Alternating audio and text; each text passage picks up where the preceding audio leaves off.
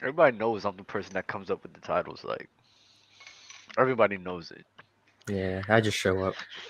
Yeah, bro. Look, everybody chat. We all know this is Dub's title. This title is for sure Dub's idea. It's like, yeah, Dub is getting cooked already. LMAO. That's crazy. Hey man, y'all over. You know what I don't get about the Bucks? I don't get how a team gets worse every year, but their expectations are higher every year. 2021, they weren't even the favorites in 2021, Mars. But then after 2021, they got worse because Middleton was hurt and in and out of lineup, and he was looking worse. Expectations were higher. This season, Chris Middleton is looking worse. Giannis is looking worse. Expectations are higher. How does that make sense? I mean, once you win, your expectation is always it's not going to be to regress from that. For example, the Miami Heat in 2013, they won, and then you had expect them to win the next year. Even if the Miami Heat got worse and Dwayne Wade regressed, you'd still expect them to win because you don't expect a team with the same core to perform worse in the next season than the season where they just won. I think I'm making sense, but No, like you are. that's I all it is. I don't think that applies to Milwaukee because they did benefit a lot from 2021.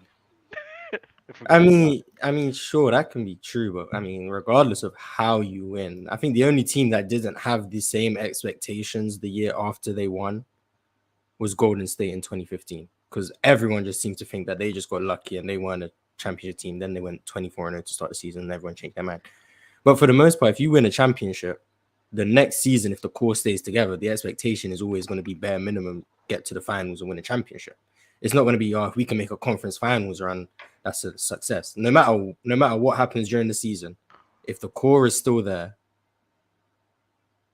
people are going to expect them to win a championship, and that's what the Bucks are going through. And I think it's a valid expectation. I think they expect the same thing, I don't like regardless that. of what's I don't. going on. I don't like that way of thinking. Number one, just because when we sit here and look at that run in 2021, I mean, we just got to keep it a spade, bro. It is what it is. Um, they did benefit from the Lakers being hurt. They did benefit from the Clippers being hurt. They did benefit from the Brooklyn Nets being hurt. So a team who was fully healthy, the fourth best team, winning, I don't understand why those expectations need to be there if they were like the fourth best team in the league at that time. We could contextualize, all right, they won benefiting from everybody else getting hurt. But then as the years go on, it's as if they forget about that and their expectations just gets higher and higher, even though the team is getting worse and worse. That it just do you see where I'm coming from? It doesn't make sense, Mars. I mean, some people would say the team isn't getting worse. They're the number one seed in the East, ahead of the Boston Celtics, who seem to be capitulating. Well, somewhat capitulating. I think they have the best record in the NBA. Chris Middleton is still coming off the bench, so it can only theoretically in their head it can only get better with Chris Middleton. It can't get worse or than what he is right now. A bench player who comes in and contributes, but he's not their second best or third best player at this point. So that can only improve. But yeah, even with only improvement to come, they have the best record in the NBA. So people But would say they even don't then, think they're worse. they were having the best record in the NBA in like 2019 and then 2020. Was it 2020? I know it's I think 2019 I and think then they would. I think they 2018 had the best record in the NBA in 2019 and 2020. I and think 20. So even then, like even though that they had the best record, they was like they could have the best record, but like they not really one of the teams that's gonna win. people. Okay, that's a bit revisionist history. In 2020, Huh? in 2020, people expected the Bucks to at least make the finals. That's what it was. People expected them to make the At finals, least make the final. and they Well, that was flamed out in COVID. the second round. That's That what was happened. People expected that. That was COVID year, so the whole year was messed up. So I'm not sure about how the expectations were. I'm not gonna lie. I don't They remember the expected expectations them. like that. They expected. They lost to Miami, and everyone was shocked. And then Jimmy Butler got to the finals and started playing well, and everyone praised Jimmy Butler. They had But the everyone expected the Bucks to go to the finals. they had the Bucks beating Boston. Yes. I don't know. The Bucks are the I don't favorites in the remember. East. The Bucks are the favorites in the East. They had the I don't remember. MVP, the Defensive Player of the Year, the best record in Hey the man, and they NBA. flamed. Like, And again, guess what? They flamed out. It is what it is. So yeah, y'all letting they did, y'all but people letting. expected them to make the Oh, finals. all right, that's fine. But listen, Mars, listen. You letting 1 year of them being the fourth best team in the world in 2021 affect y'all decisions and y'all expectations of a team that for the rest of their history of Giannis being there has been flaming out. I mean, you're the one who called them the fourth best team in the world. I'm sure most people would disagree with. There ain't no way people going. There's no way. 2020. No, 2021. Everybody knew what was up. James Harden, Kyrie, KD. Everyone knew. They had expectations of the Nets being the big Yeah, that's dogs of fine. the That's East. fine. That's fine. Then the Lakers with LeBron. Everyone still got love for them. It's when they were healthy. They just kept getting hurt. Okay. Clippers and Kawhi. When Kawhi was on his run, especially in the playoffs, was like, bro, like come on now, stop playing with me. Then it was like, yeah. I don't think people were thinking the Clippers were better than the Bucks. Not for the whole year. Maybe when Kawhi was going crazy in the playoffs, maybe they had expectations, and because the Lakers were already out because of the injuries, people had the Clippers as the best team in the West. But I don't think people thought the Clippers with Kawhi and Paul George were better than the Bucks. I don't know. I don't It's remember. 50. It could be 50-50. But I will favor the Clippers. It could be 50-50. The I'm not even Nets, gonna the favor them. Nets, I get. The Lakers were injured after like 20 games in the year, so I don't know how I can really judge them because they were The done Lakers, basically halfway through the year. the Lakers were, bro. I'm telling you, bro. The Lakers were balling that year, bro. I remember that. I was getting mad because of the LeBron MVP chance, and I'm sitting here like, shut up. And then what's it called? But then they kept getting hurt. That's all it was. That's the only reason. No, yeah, they did get hurt 'cause I think they were like the one seed in the West before LeBron and AD went down. Hmm. I think AD went down first, but I mean at that point, that's like saying, well, if Golden State were fully healthy in 2021, they would have been better than the Bucks. But I mean, They they might weren't. have, But like it doesn't matter because they weren't. So I can't say they were a better team than the Bucks if they weren't healthy the whole year. Like but the I can't Clipper, do. nah, the Lakers. I think the Lakers showed us enough, especially in the postseason. Them going up 2-1 on the Suns, even though CP3 was hurt a bit. I think that validated how good that team really was. Cruising Nation with a super chat. Big dogs, Mars and Dub. I'm actually about to send a StreamYard link soon, actually, but 3 games validated the Lakers tier. it was what they did throughout the season. They were really never healthy after that, and then what did they show in the postseason? They were challenging the Suns in a very good series, and they were the ones to make it to the finals. They even benefited off that run too, though. I mean, everybody was hurt. Is what it is, bro. That's how a lot of playoff series and playoff runs go. Nah, not to the level of that. It was like every freaking series, bro.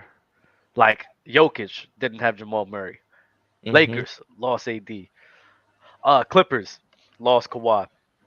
It's like come on, bro. Like that's No, crazy. I agree. I think the Suns, but I'd argue the Suns benefited more than the Bucks. Yeah, they did 100%. Although Trey Young did get hurt in the conference finals, but then Giannis got hurt in the conference finals too. So They both were good. Nah. The Bucks benefited from the fact of one having to go up against the Suns, and two, um, just the Nets. But the Suns wholehearted, they 100% did benefit from that. I gotta let people know I am people who haven't been on for a while, and people who are new is gonna get free reigns over everybody, mainly because we gotta just keep a fresh faces up here. You know, we gotta show a lot of people some love. Get Grant Williams off my team from Gideon. That's crazy. I don't like watching him play basketball either. I'm not even gonna hold you. At Leaf 4788 tube and tweets. That's Leaf's Twitter, bro. Go show him some love.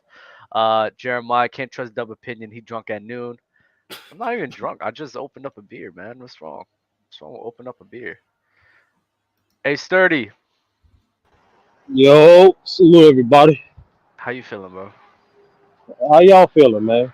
Good. It's good seeing you, man. Good Tuesday afternoon. It's bright over here in the northeast. Yes, But sir. Cheers. but Doug, why you hate it, man? Like, what, are you saying they're not contenders? You don't say like what do you? I don't understand what you're saying because you know how many champions been crowned due to injuries? Like that's the beauty in the challenge of the NBA. The fact that your team has to play 82 games and then additionally at a potentially extra 16 to 28 games, depending how your postseason goes. So my thing is if if you're saying the team is questionable because they benefited and they too were facing injuries as well to win the championship, I can apply that to various teams in NBA history. And either way, that happened almost 2 seasons ago. What does that have to do with this season? The main, This season, it's this not, season, yeah. but it's not just that running them benefiting from that. It's also the fact that number one, the Bucks haven't been healthy and they've been getting worse as the years progress. But for some reason, their expectations are getting higher and higher. So it's on top of them benefiting from that run, and on top of that, the team is getting worse and the expectations are higher, if not the same. Like the Boston Celtics, I don't know why people are saying the Bucks are the favorites. When the Boston Celtics just went to the finals and they got extremely better than what they were last year. But for some reason, the Bucks, who've been worse, are getting more love. That doesn't make sense in my opinion. See, Dub, that's what we push back. That's what we disagree. Even now, Vegas still has Celtics are higher favorites than the Bucks, even though the Bucks have the best record in the regular season. Number two, the Bucks did get better as a team. Brook Lopez having his best year as a Buck. Same thing for Jrue Holiday. Giannis is still producing at an all-time level, and they made great acquisitions for their depth. And a lot of people won't talk about it enough. Coach Budenholzer actually made key coaching adjustments for this season, and in regards to being more attentive to open threes and being more emphasizing contesting those things, and also the fact that they won a 16-game winning streak with 3 of their top 5 players constantly in and out of the rotation tells you something, Dub. It tells you A, they're learning from their previous mistakes, and B, I can't objectively say they got worse, Dub. I don't see how you say they got worse. So The only thing you can say they got worse is Chris Middleton health. Number one, Everything else they improved on. Number one, the Bucks have always been a team where they can plug and play guys and still play at a high level. Like that's just who they were. I knew that they were always that caliber team. Similar to the Miami Heat. For some reason, the Bucks, at the end of the day, Mike Boozer, what he can do, he could take he can make role players and guys play at a high level, and the team still play at a high level, even though your stars aren't there. So you're not hearing me with the depth, especially in the playoffs, bro. Where the playoffs, Giannis needs that second guy. Jrue Holiday, he playing better is a bit of a stretch. Jrue Holiday is actually the same guy he's been for years, bro. He still has an inconsistent offense. He's still a good passer and everything. He still is a defender, but he's the same guy he was in 2021. It is what it is. Brook Lopez. He's not the same guy. He's literally not the same. What's different? Dub, what are you watching, bro? Dub, do you really think this team hasn't got better at all in 2 seasons? I don't, Dub, we'll talk.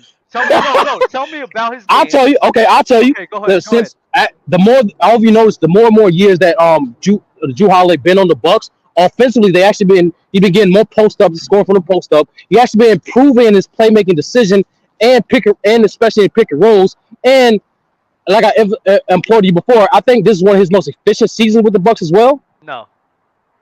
What? Yo, all right, and you said efficient. That's numbers. It's not. The only reason why. No, I'm gonna tell you why. Because the only reason you're gonna say it's more efficient is because he's hitting free throws at 86% right now. But the shooting from the field and shooting from the three, this is actually his worst seasons on the Bucks. You're missing with this free throw bullshit. So the free throws, I'll give you. The passing, I'll give you. What did I say before? That, what? What was the 3 things I said before I even mentioned efficiency? You said the post up is not moving me. I'm not even gonna hold you, bro. No. I'll just answer your question. No, if you want to be clear, like I said before, and this I want to say this to Mars too. Budenholzer has been trying different offensive schemes.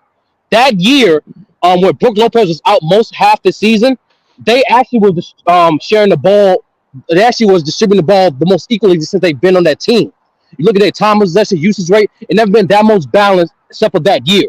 They're getting back to that. They're not as that this much because Chris Middleton's health.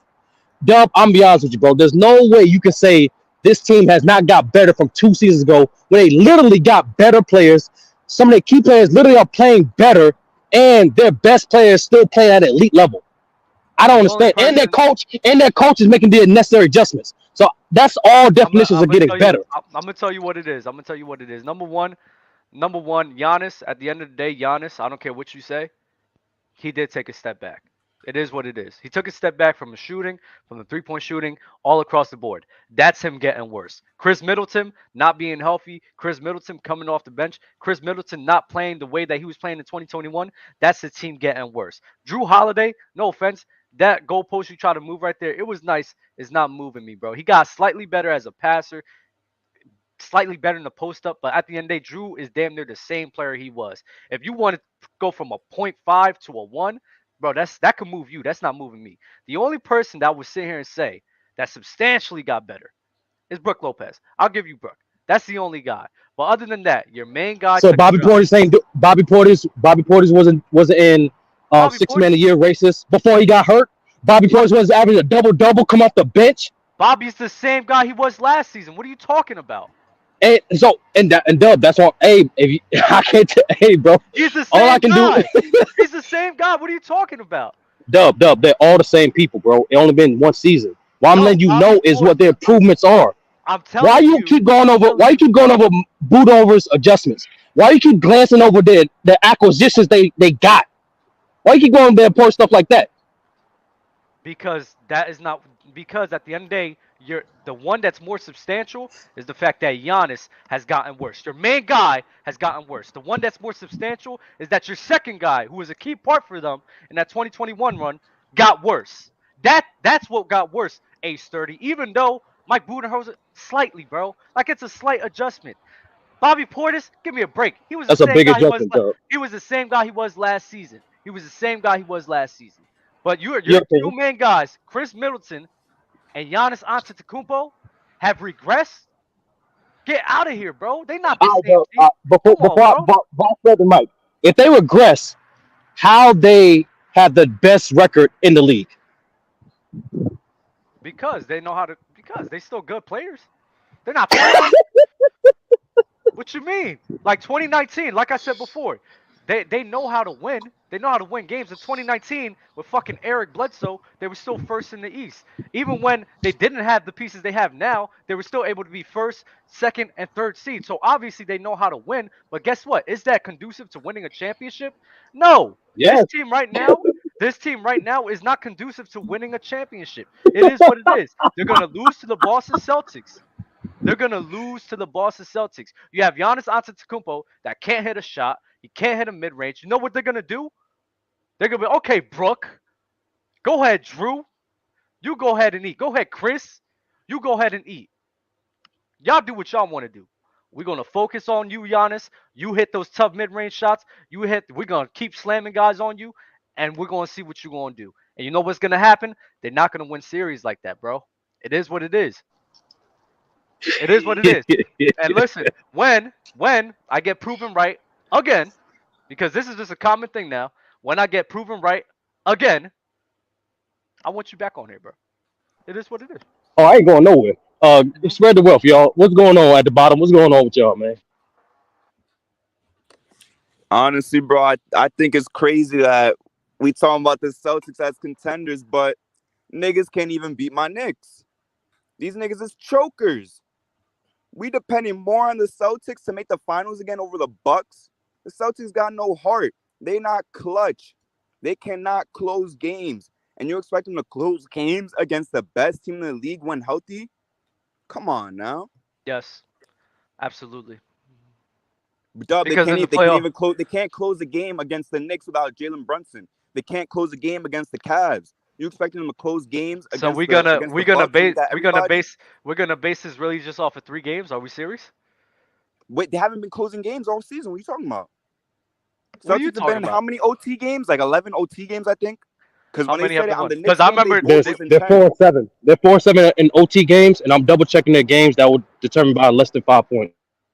All right, let's go check that, because I know they had a close one with Chicago. I know they had a close one with Golden State. They had a close one with Memphis. So they it's beat like Golden State, I'm pretty sure. Yeah, they beat Golden State. So it's like I don't know what you're talking about. Like, because they've gotten worse in the second half of the season. This is a perfect inverse of what happened last season, that they started off trash and they became elite.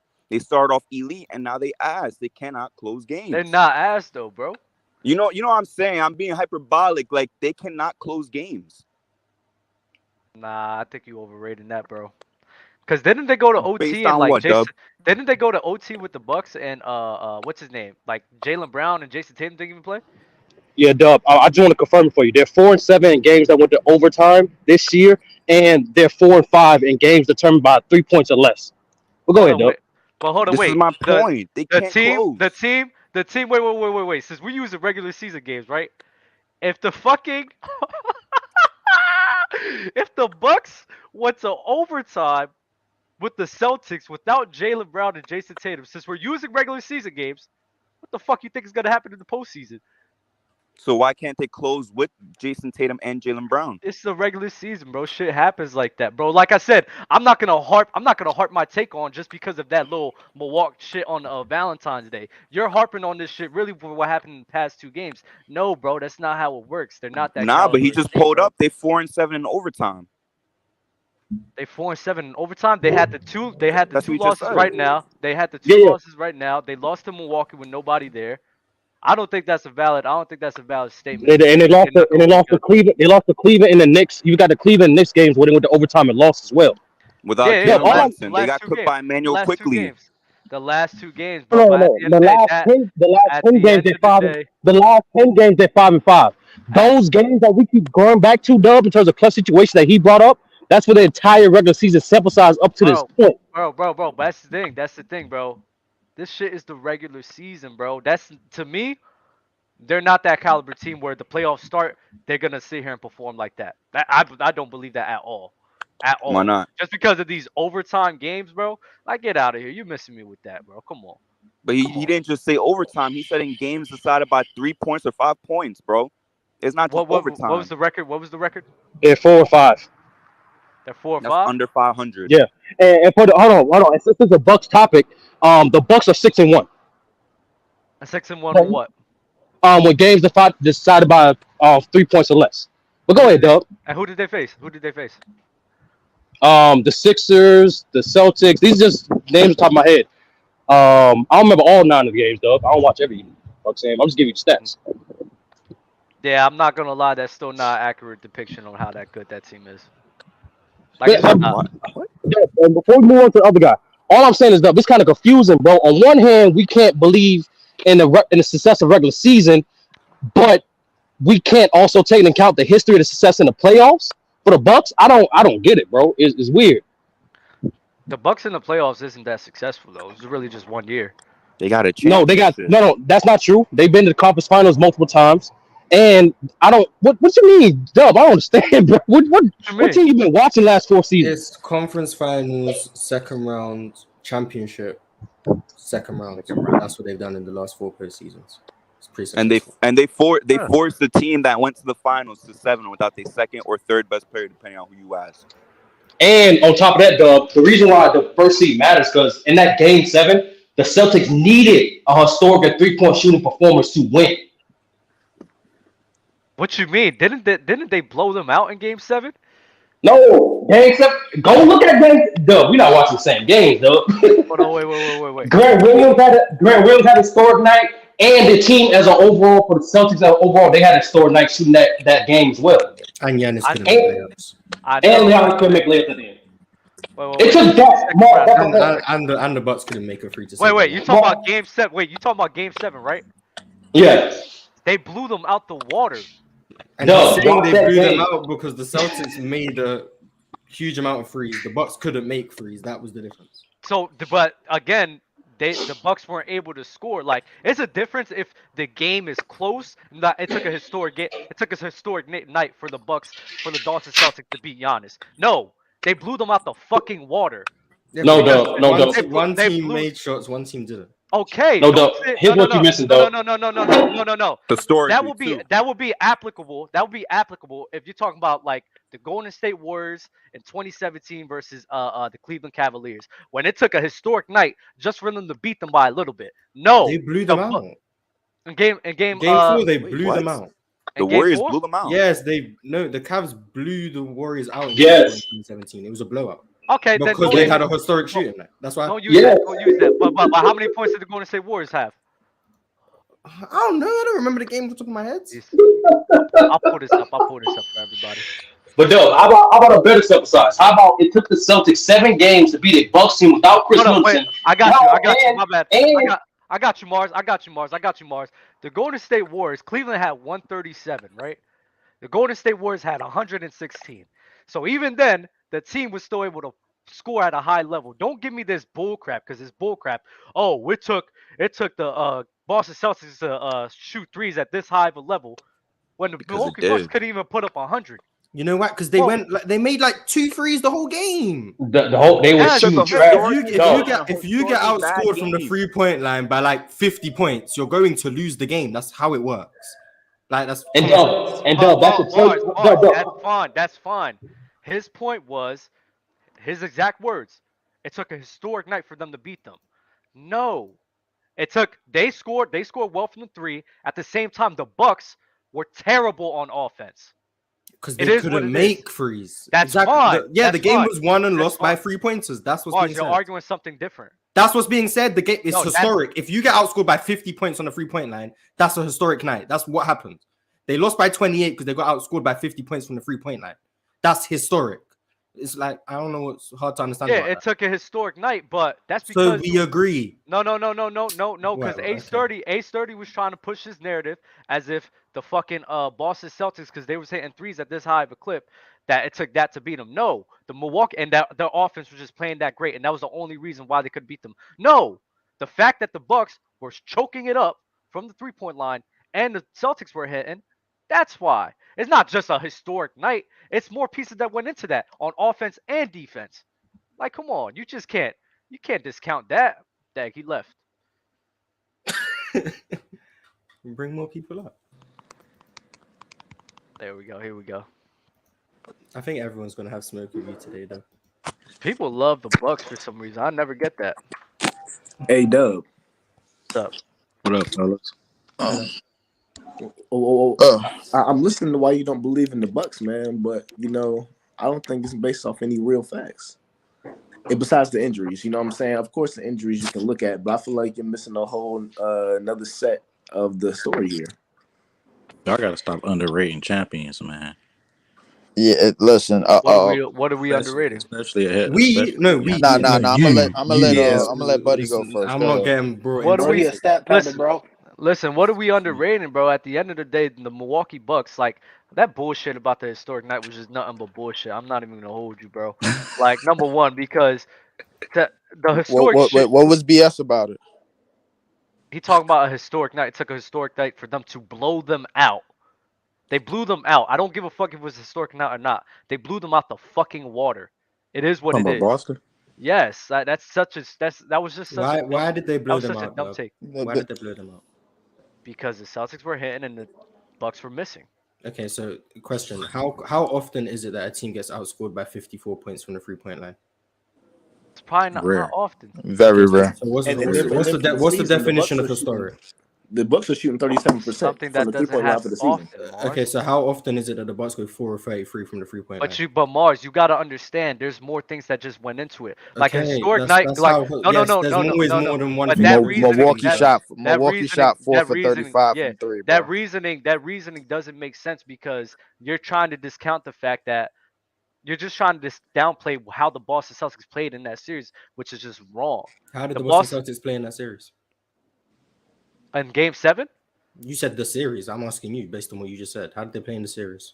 Oh, they played pretty well, but they would still show some inconsistencies with them turning over the ball, the passes they were making, but they still played well overall. The games they won, why did they win? Because they scored more than Milwaukee. Okay, I have a question. What does it have to do with the Bucks being the favorites this year? Because we look at the Bucks this year, they're the number one in rebounds. They're the number one in defensive rebounds. They're also a top 5 defense in the NBA, which, you know what I'm saying, if by my standards, if I check, that's what all the champions have in common. They're a top 5 defense. They're in there. They have that right now. Also, they're shooting 37% from 3-point range. So even though they shot abysmal in that game with the Celtics, they're pretty good this season from 3-point range. And that's because of That's because of Grayson Allen stepping up. Grayson Allen is shooting above 40% from 3-point range. He's a great 3-point shooter. He's also great defensively, great 3-and-D guy. Drew Holiday's been stepping it up. Not only that, this season they're leading the league in 2-point percentage too. You know what I'm saying? That's also largely because of Giannis, but also because of Drew Holiday and the boys coming off them pick and pops, off the hedge screens, off the weak side. And then when they crash in, they can either make a decision and pass out or pass to Giannis and dump it in, or they can back off when they put more attention on Giannis, and that gives them more attention to hit mid-range shots. You understand what I'm saying? So I just don't understand by your logic why they shouldn't be favorites when they're doing all the right things on rebounding defensively, and they're a better shooting team with Chris Middleton coming off the bench. They shouldn't be favorites, number one, because the Boston Celtics as a whole has gotten better than what they were last season. Adding Malcolm Brogdon has been a key piece to that. I can't tell they got better. The playmaking and decision making has gotten better. It is what it is. The last 3 games has been a last 3 game slump at the end. And at the end of the day, that doesn't define who the Boston Celtics are. They are still one of the best teams in the East. They have a better offense than the Milwaukee Bucks as well. Their defense is probably up there with them, if not better than what the Milwaukee Bucks have. And then especially when they match them up against and then especially if the Bucks get matched up against the Boston Celtics, they'll be able to key in on Giannis' deficiencies in shooting the ball, shooting the 3-point shot. Chris Middleton, not being able to lean on a guy like Chris Middleton, which they did in 2021, where you have a guy to bail you out in some type of scenarios where he'll have a 40 ball, he'll hit clutch shots in the fourth quarter. The Milwaukee Bucks don't have that anymore. They do though. Have you watched him Bucks games? That regular season shit don't mean nothing to me, bro. I'm not even gonna hold you. It shouldn't mean nothing to you, but what should mean something to you is the increase in offensive production from Brook Lopez and Drew Holiday also. So you gonna trust those guys? True. You trust those guys? Drew Holiday? In the fourth? Absolutely. Nah, I'm not with that. They won with them? What you talking about? Why not? Well, why shouldn't I trust Drew Holiday? Give me a reason. Show me the numbers. I don't know the numbers off the clutch, but I don't think that Drew Holiday is the secondary guy, especially giving you key buckets late in the fourth quarter in postseason series. I don't think he's the guy to be doing that. But he's proven himself to be able to do that. You know what I'm saying? In playoffs, he's proven himself defensively. When? And what happened last season? Wait. How did Drew Holiday play last season against the Boston Celtics? Did he play? He played pretty bad in that series too, right? As a secondary guy. Yeah, I wouldn't say bad. His scoring was inconsistent. I wouldn't say offensively. I would just say scoring. Scoring is inconsistent, but playmaking he was good. Defense, he was the best perimeter defender in that whole series. Defense is always going to be there, but we're talking about him being the secondary guy, bail your team out of scenarios every now and then. Drew Holiday is not that guy, and he showed that last season. He showed that in the postseason last season. Well, he's been ascending to that this season, so exactly. He's improved. He's the same guy. He's the same guy. I don't know what you guys are seeing. He's the same guy he was last season. Okay. Let me ask. All right, Dub. Let me ask you this: who's the closer for Boston? It could be Jaylen Brown. It could be Jason Tatum any night. Okay, all right. Since the All-Star break, tell me what you've been seeing from the Boston Celtics that keeps them in your mind ahead of Milwaukee. The fact that they're not one-dimensional, the fact that they could have a free flow on offense and keep the ball moving around, having guys like Derek White, Malcolm Brogdon, Jaylen Brown, Jason Tatum, who could go off at any night. One of the best 3-point shooting teams in the league right now. Sharing the rock, moving the ball around, getting everybody involved. On top of that, with their defense playing the way it is, there's no reason for me to doubt their capabilities. That's what they showed me ever since the All-Star break. Even though they lost some games, they just lost those games. But just because they lost those games doesn't mean that they're not going to be playoff ready. They're still a playoff team. Who you trust, Jason Tatum or Giannis? Who do I trust? Who you trust more? Who you trust? More faith in to win you a game? Because Jimmy almost spoiled that last year. So you should trust Giannis, because if you're saying that Drew Holiday underperformed and Chris Middleton was injured, they still took him to 7 games. Yeah. No. I think Giannis is the better player. Yeah, so I would probably have more faith in Giannis, but I mean, so you can't count them out then. You can't count them out. I will count them out because it's a team sport. I don't care if a better player is on a different team, bro. If the better team is a better team, they're good. All right, Dub, since it's a team sport, do you think Milwaukee will shoot less than 30% from 3 if they meet the Boston Celtics in the Eastern Conference Finals this year? I don't know. It's not gonna happen. No. Okay, so the reason I said that question, Dub, because even without Chris Middleton, that is the main reason why they lost against the Celtics without Chris Middleton. They shot less than 30% from 3 the entire series. No team, and I go around the entire internet, multiple platforms. I keep asking, what team that you know in NBA history won a series where they shot that poor from three and their second best player was on the floor. I And don't know. the, Brook Lopez and the fact they took that 7 games, Dub, it tells you this, Dub. I'm gonna tell you exactly what that means. One, it means their style of play in the playoffs translates. That physical, slow it down, interior presence that they constantly do, that Giannis rim pressure that he constantly provides will always be there. It translates phenomenal in the playoffs. Yes, even the year he won a championship, he wasn't a good mid-range shooter. He damn sure wasn't an average three-point shooter at that. It didn't stop him from dropping 50. It didn't stop him dropping multiple 40-point games in the finals. And let's go to last season. It didn't stop him from having 4 40-point games against the Celtics. You said the best defense in the league. Mm-hmm. So all I'm saying is, though, for this guy that you said got worse, I'm letting you know he's still producing at a high level, and he's still going to provide that impact in the playoffs. Nobody's saying he's not though, at all. All I'm saying is with him regressing the way he has, this is something that should be highlighted. The fact that he can't challenge on the mid range, he can't challenge on the three like that, and teams will be able to key in on that is substantial. And the playoff and with the scoring dropping like that in the postseason for the Bucks, that should be more of an issue to put a question mark on the Milwaukee Bucks. Because if you could play this well in the regular season, and if the postseason comes around, you fall off, then this is just who they are. But you don't want to talk about that. You don't want to highlight that. You want to give them the benefit of the doubt because they are the Milwaukee Bucks. No. If they drop that far off, that goes to show you maybe these guys aren't as good as we think. Maybe when the postseason comes around, they're not really those caliber of players. But you can't say the same thing about Boston for some reason. Yeah, that's not true though, because you can't.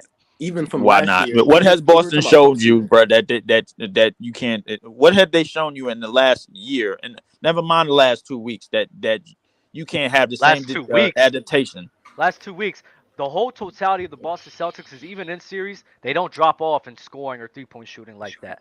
The main issues with them last season was their ability to control the rock and to take care of the ball, and teams were able to capitalize on that. That's just how teams were able to be in games or win games on the Boston Celtics. The offense was still the offense. They were still able to generate shots. They were still able to hit open looks. Jason Tatum, I think Jason Tatum was a bit too inconsistent last season and postseason, but with him getting that experience in, him, in my opinion, being a better basketball player this season than he was last year, I think, and adding a guy like Malcolm Brogdon, they're not going to be that same caliber of team at all. So you don't think they're going to revert back to their bad habits when they start? Why do you think? Living and dying off these jump shots and start turning the ball up? Because what rim pressure do they have over most of the contenders in the in the? Did he just ask rim pressure? Yeah. Oh no, I'm not listening. I don't know. Well, all I'm saying is, you're saying Jason Tatum has improved his game, and you're assuming that he's going to adjust to the defensive schemes that they threw at him to make him be inconsistent in the playoffs. But you won't give the same credit to the Bucks on how they improved across the board. Drew Holiday is a better three-point shooter. Brook Lopez is a better three-point shooter. Since Bobby Portis is averaging almost 10 rebounds a game, along with Giannis, which is a reason why they're leading the league in rebounding. He did that last year. The reason why I'm gonna be straightforward with you. It's not these last 3 games. It's the last 10 games. The fact that they haven't overcame their most crucial detrimental habit. When the Boston Celtics offense gets stagnated, they resort to isolation ball and tough shots, especially on the perimeter.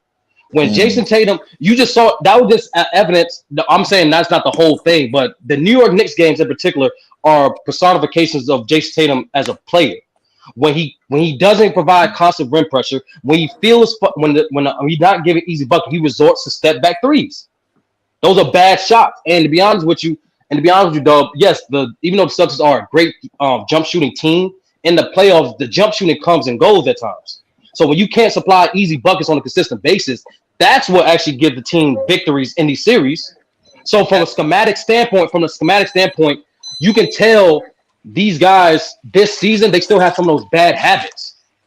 But I think they learned a lot of good habits as well, as in playing like a team, adding a guy like Malcolm Brogdon so that Jaylen Brown and Jason Tatum can move off the ball and not rely on that isolation. Because yes, they do show those bad habits every now and then, but at the end of the day, they haven't been doing that for the whole entirety. How much playing time Malcolm Brogdon get? How much playing time does he get? What's his minutes? But he start on that team? No, he's a 6-man. He's a 6-man. He come off the bench. What's his minutes? Like 20, 24, 20? 25. Anybody know? 25? 25. Okay. Yes.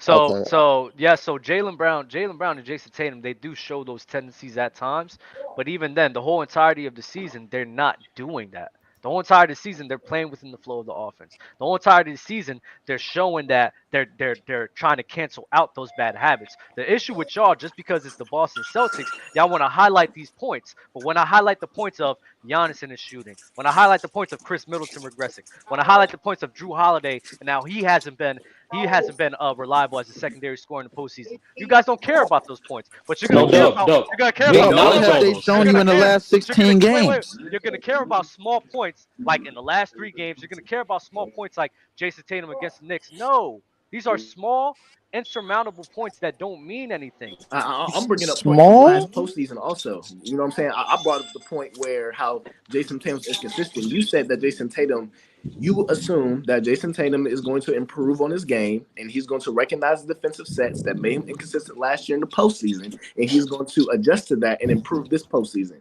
My question to you is, how do you know that's not going to be the same for the people in the Milwaukee Bucks when, for the evidence, they're even shooting better than they were last regular season going into the postseason? So if they've shown that they improved this regular season going to the postseason, why is it not safe to assume that they will make the same improvement that you're assuming that Jason Tatum is going to make?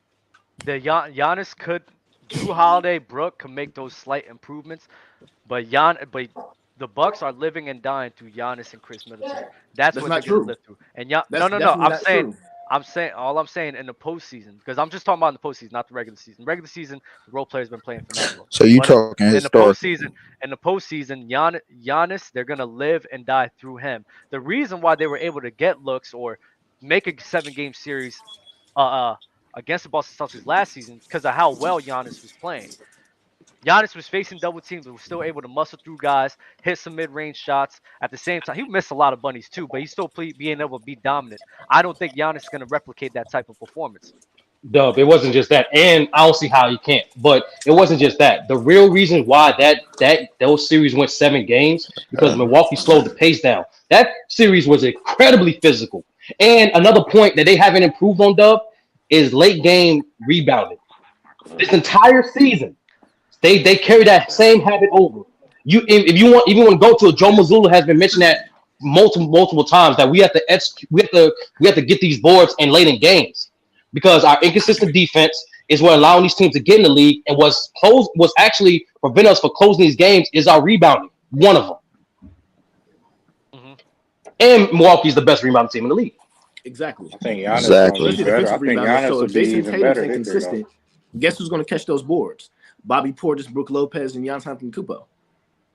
And here's the thing, Dub. I want you to understand this. I want you to understand this. I want a bunch of basketball fans to understand this. Yes, no player is perfect, but what matters is what does that player does, how consistent they do, and how do they translate into playoffs. Giannis, we all know, is a flawed jump shooter, but he's a good playmaker, and he's arguably the best finisher in the league. So that rim pressure will always be there, and it will always continue to be there because defense have no choice but to respect it. Okay, nobody's discounting that. Nobody's discounting that. But these flaws that you keep bringing up, A30. At the end of the day, these flaws, in my opinion, these flaws aren't going to mean anything in the playoffs. Mainly because if you really think that rebounding is really going to be a separator if the Boston Celtics is going to win or lose, I mean, bro, that's just really underselling. Rebounding is that important. Rebounding is extremely important. Time out. Let me finish. You're really underselling how good this Boston Celtics unit is. You're really underselling how well that offense is oiled. You're really underselling how good that defense really is. And you're really overvaluing how good this Bucks team is. You're really overvaluing this impact that Giannis has, in my opinion. At the end of the day, Giannis could play whatever way that he wants, but he can't change the fact that he don't have a running mate next to him, which he needs crucially. In the postseason, you need a guy that you can look to your left. You know what? I can count on you. I can count on you to bail me out of some scenarios. I can count on you to hit some clutch buckets for me. I can count on you to see her show up, even though when I'm having an off night, they're keying in on me. He don't have that right now. He doesn't have that in the postseason. He doesn't have that. The Boston has that with Jason Tatum and Jaylen Brown. What you about to say? Golden State exposed Boston last year in the final. They didn't expose them. What are you talking about? Yes, they did. Look, this was their weakness. They let Jason Tatum and Jaylen Brown. They made them play to their left, and they stayed home on the shooters. So that's why Boston kept turning the ball over so much. And they're not good. Jason Tatum and Jaylen Brown, they're not really good finishers at the rim like that. And then Milwaukee, that's going to be a strength for them because they got good rim protection. So all Milwaukee got to do is take a page out of Golden State game plan. Hold up. I gotta get Mookie. I gotta get Mookie in here. Hold up, give me 1 second, fellas. But hold up, let me get. I got. Dub, I'm at work, man. We're gonna continue this conversation later. Stop drinking, bro. Be safe, bro. Yo, I like Calm Leaf. Calm Leaf's the best leaf. I think Coach Bud, he lost Milwaukee that series last year. The reason why the Celtics lost. The reason why the Boston Celtics lost last season is mainly because of the turnover issue. In my opinion, I think it's mainly because of the turnover issue, bro. And why is that? Can you break down the defensive sets that the Warriors ran to make them have those turnovers and make Jason Tatum inconsistent? I just want to get down to the meat of it. Because we're saying okay. So I didn't answer your question. Before. My bad. I think. Well, what they would do is they would send double teams to Jason Tatum and Jaylen Brown when they would start driving. And then Jason Tatum, a lot of the times, he would get stuck. So he would get stuck and not really know what to do. And then every time when they didn't send a double team, Jason Tatum will expect it, and then he wouldn't know what to do. That right there is showing habits of, I haven't been in this scenario before like that, and this is something I need to get used to. Jason Tatum now had popped his cherry a little bit. He's going to get used to scenarios like that. He's going to build off of that because we have to acknowledge the fact that Jason Tatum, Jaylen Brown, this was the first time in their whole entire careers where they were really the main guys. They're really the 1 and 2. They didn't have a Kemba to lean on to take hold of the ball handling responsibilities. They didn't have Kyrie. So this was their first year in doing that. And it showed in the postseason with the turnovers, with the ball handling, with the decision making that highlighted that. So yes, I expect a guy after their first time doing something to get better at it. I expect Jason Tatum to clean up some of those flaws. I expect Jaylen Brown to clean up some of those flaws. Giannis has been playing in the league for years now. This is who Giannis is. But here's my thing, though. You're basing the entire the way the Bucks run their offense. Yes, it works because of Giannis. But here's my thing, though. You said that they double teamed Jason Tatum, and he didn't know what to do with it, give the ball. He's been getting double teamed since 2018. He's been double teamed since 2019. You know what I'm saying? It's not just because of the double teams. All right, he's been getting double. It's a flaw. And also, let's talk about this though. The Bucks are a totally different team than they were last year. You know what I'm saying? Let's get into the meat and potatoes of why. Even with Chris Middleton being out, that caused some of the other Bucks players to step up.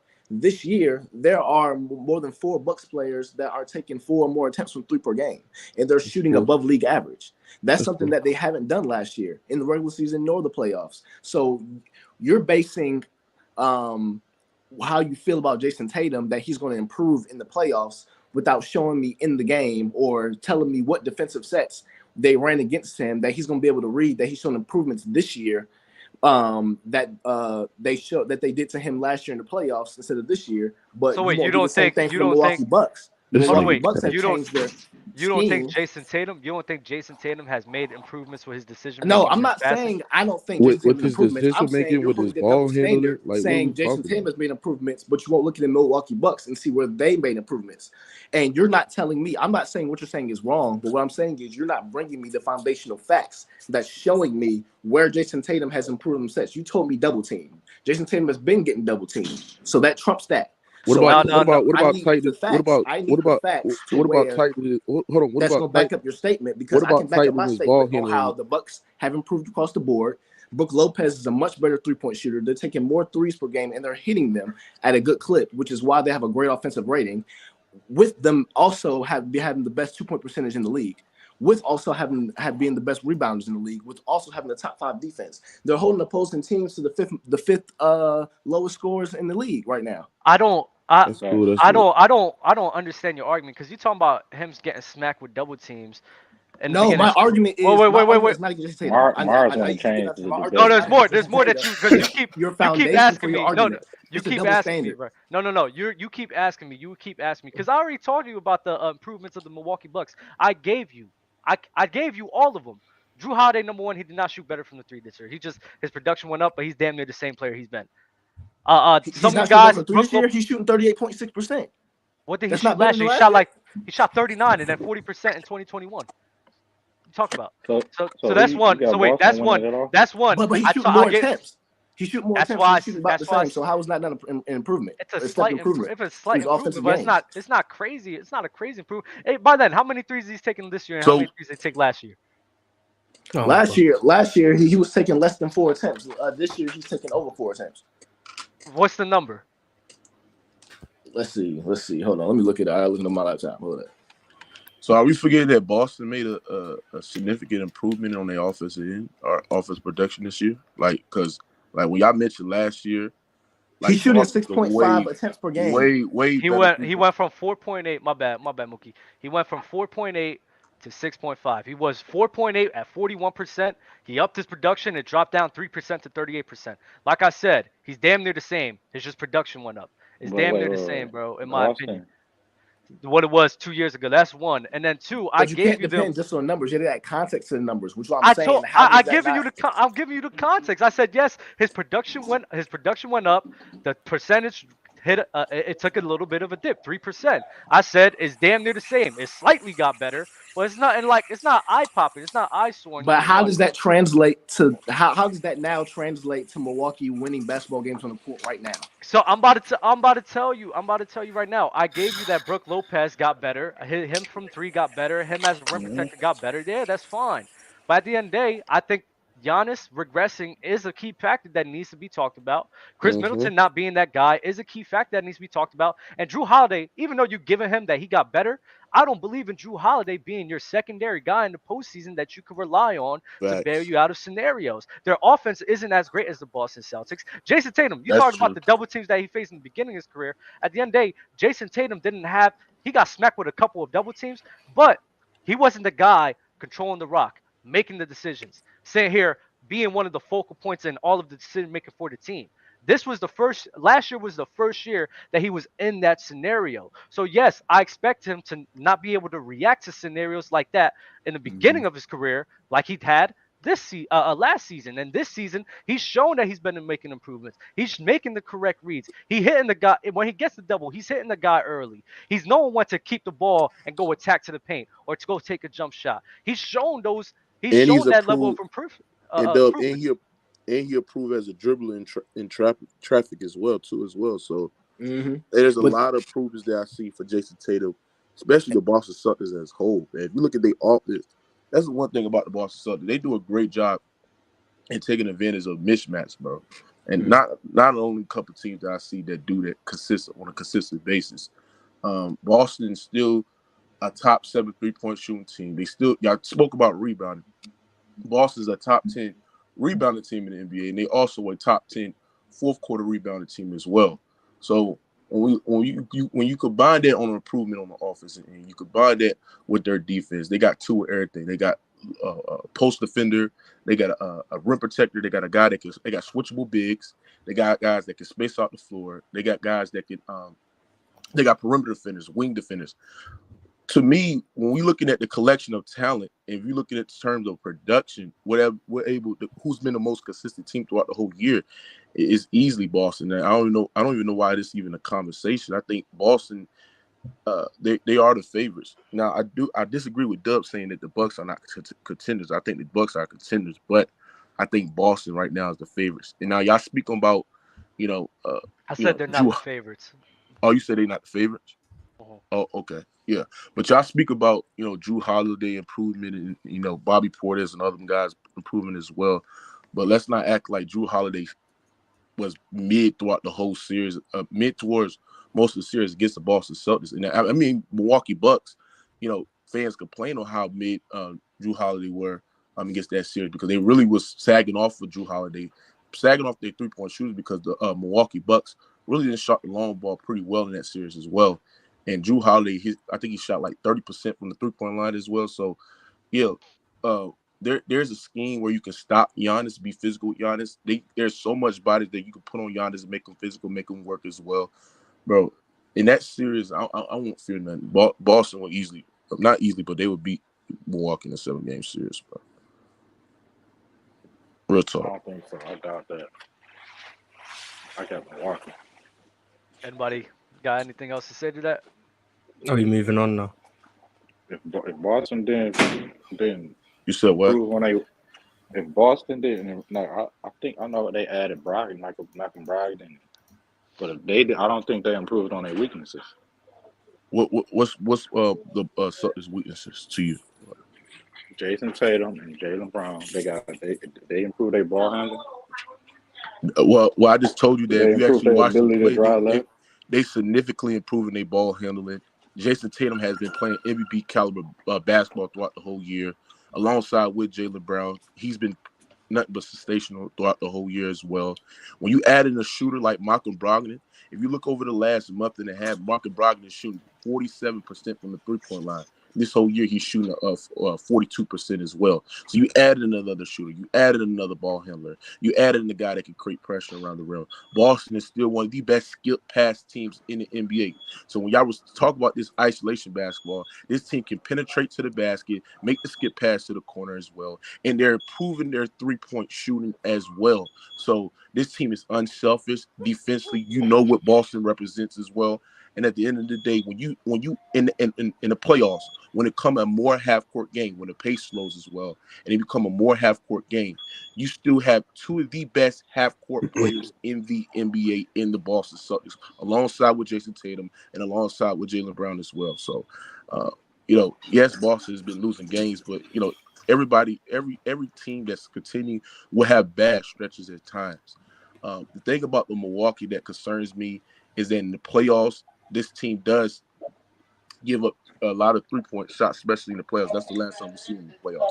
I remember when people sat there and said before the series start, most of the people had Milwaukee with it because they thought that that's how great Giannis was, and they thought that Boston was not really proven like that. But I know when people sat there and said that they didn't trust the Boston Celtics to outshoot the Milwaukee Bucks in that series in the playoffs. Because last year the Boston Celtics were not a great three-point shooting team, especially in the regular season, and translating that to the playoffs. And in that 7-game series, when Boston didn't give you double-digit turnovers, they was mopping the floor out with the Milwaukee Bucks, right? They was easily the best team when they was not giving you double-digit turnovers. And also, when they shot above 35-36% from the three-point line, they was winning this well. So really, that's the adjustment Milwaukee got to make is they got to figure out how to stop Boston from hitting all them threes. So it's up to Coach Bud, really. I would add also though, because I've been hearing the conversation. I do think some of what Dub is saying is kind of true. So Milwaukee this year has been winning games because they've been a great regular season team for some years now. This idea that they have the best record in the league, so that should automatically put them as the favorites. I don't agree with that. But a lot of the reasons why they have been winning games this year is Drew Holiday's shot making. Drew Holiday this year offensively has taken a leap. Now, the question is, when you look at a player that's at this point in his career, what year is Drew Holiday in? Isn't he? He's double digits in the league, right? He's Yeah, like he's at year 12. 12, year 13. I think he was in the 09 draft. Okay, so if you're going to believe that a player is going to sustain this leap in year 12, 13 in the playoffs, that can be your assumption. I'm not going to assume that. I know that's kind of what Dub is getting at. I don't think Dub is going to assume that as well, that Drew Holiday is going to be this caliber of shot maker that he's been this season. Also, Chris Middleton has been questionable all not producing at the levels in which he was producing at when the Bucks did win the championship. And the fact that Giannis hasn't been shooting great Yeah. from mid range and the 3-point line this year, even compared to himself. When we do look at it in a playoff scenario, most of those games are half court based, and a lot of Milwaukee's offense, particularly this season, um, for Giannis especially, he's great in transition. But once you slow the game down, um, and then now you're relying on shot making, I do think that they have a question mark there because no, their best player isn't particularly a shot maker himself.